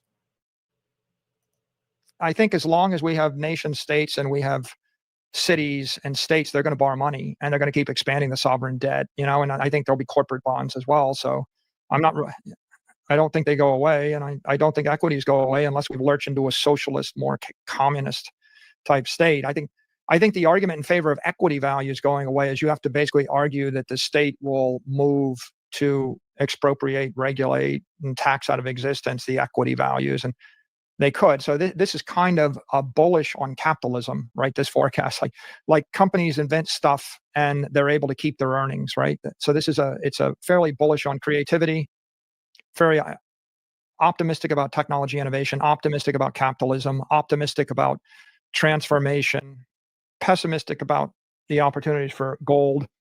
Art's a small thing. I don't really know one way or the other, but at the end of the day, it doesn't really matter that much, given the fact that my advice, if you're a Bitcoin maximalist or a Bitcoiner, is you shouldn't be investing in anything other than Bitcoin, right? Right? I mean, Bitcoin you've got an answer. There's one winner. Everybody else is a loser, right? And so the question is, are they going to lose big or lose small? And if you came to me and said, "Oh, I'm going to find a strategy to short the bond market," I would say I don't suggest that either. You might lose your shirt. So I don't know how to short, or I don't know it's very wise to be shorting most of these things. Well, I mean, buying Bitcoin effectively is shorting them in a way. Yeah. The takeaway from this is that Bitcoin can win, and the world doesn't necessarily have to turn upside down, right? But when Bitcoin is the global monetary asset,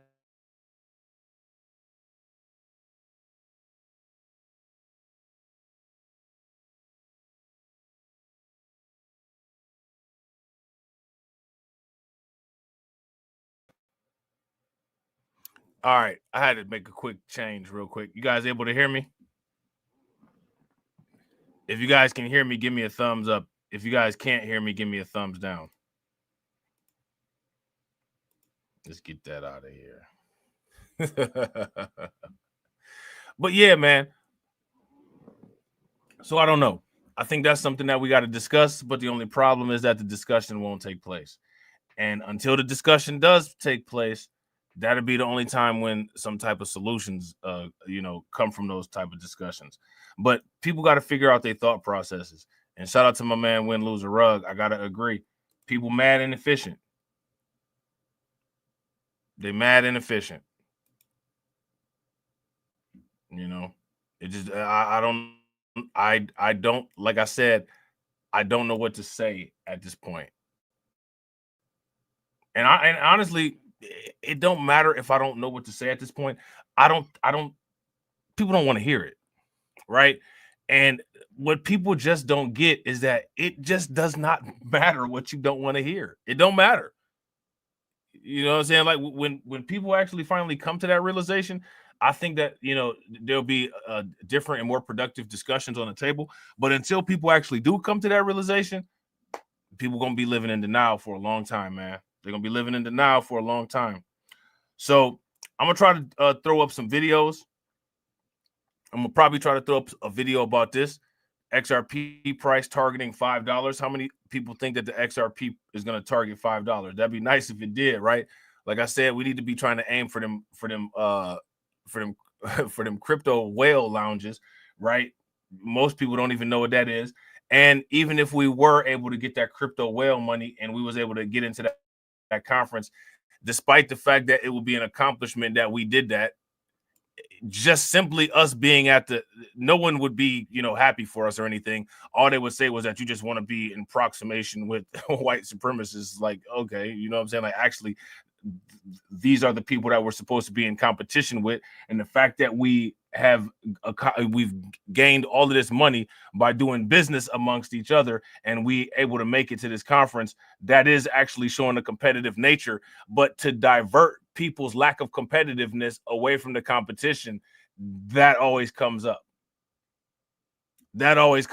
So again, you got to question some of these things. This shit is just stupid as hell. You know what I'm saying? It's like, you know what I'm saying? Like, if you go to that conference, there's no black people in the whales lounge. It's white supremacy. No, it's you've been told not to invest in cryptocurrency and you actually listened to the shit. That's what it is in that instance. That's what it is in that instance. But people don't like that. I don't know what to say. But one thing that I will say is thank you to the stream sponsors, because I'm going to definitely buy some cryptocurrency, you know what I'm saying, with the money that y'all put in my hand. I appreciate y'all. Shout out to the lovely Sherry. Make sure y'all show lovely Sherry some love. Shout out to my man, PJ Allen. I appreciate you, bro. And shout out to Alonda. Alonda been down with the team. Shout out to Alonda. Definitely appreciate it. I don't know if I'm going to be able to or not. I'm going to try to go live again tomorrow night. I might not be able to, though. You know what I'm saying? But if I am, we're going to finish this up and talk about the rest of this and maybe talk about some more stuff. I was hoping I'd be able to get this done today, but it didn't happen in 3 hours. You know what I'm saying? So with that being said, ladies and gentlemen, as always,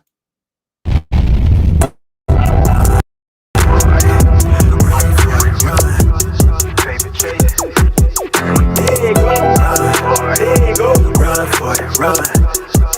Yeah, hey, okay, I'm fresh up out the package. Time I did, I pay my dues. Affiliated to this paper, I need freedom for my family line. Draw my life design up like fine art. I'm jumping off just an unfamiliar coordinates. Hopped off the porch like I could touch the sky.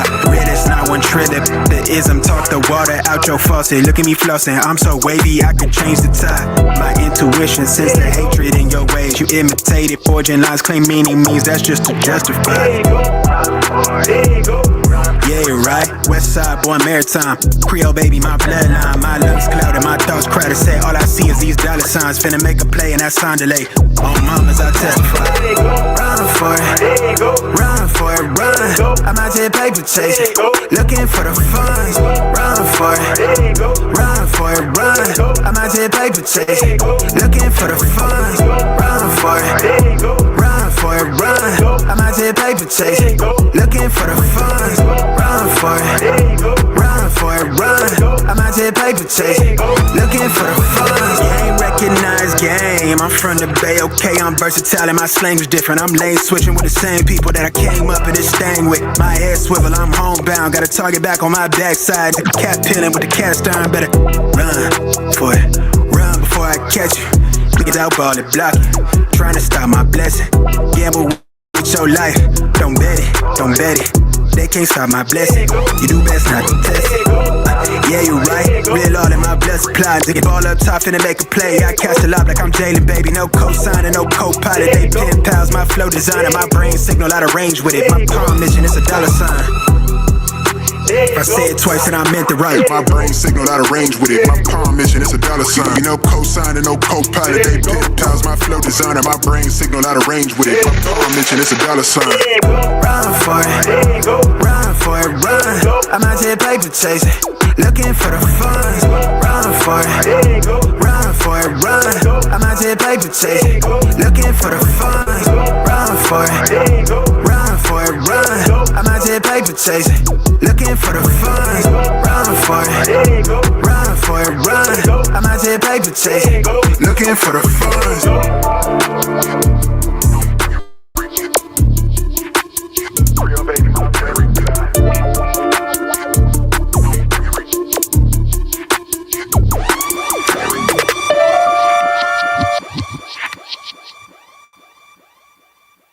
In Springfield. So don't push me, ain't Donald Trump trying to grab him by the... Said it was some Haitians, somewhere out in Springfield. Women doing cartwheels. Have you seen Garfield? Eat the cat. Have you seen Snowball? This about to snowball. I'm about to go off. I can't let this go on. Miss me like an airball. Tell me when my cat is coughing up like a hairball. Eat the cat. I gotta tell them if they even put the fingernail on Santa's little helper to turn them to hamburger helper. Somebody better help them, cause I'm going to jail for showing them fellas helter skelter. Usually I'm content, but if you touch my dog, then I'm turning into John Wick. I'm lit. Bird better drop it. If you touch my pet, then I'm pulling up like CrossFit. They said Hello Kitty, but it ain't there. It's right here in your city. When I turn my back, now the cat goes missing and where my peoples is at. Does anybody know where he took when at? Cause I heard they putting claws on felines, I'm mad. And my cat disappeared just like Felix the cat. And they got paid back. Thought she was a goner, but the cat came back. If you ain't a pussy cat, say drop that cat. Drop that cat. Drop that cat. Got paid back. Thought she was a goner, but the cat came back. If you ain't a pussy cat, say drop that cat. Drop that cat. Drop that cat. They're eating the dogs. They're eating the cats. Eat that.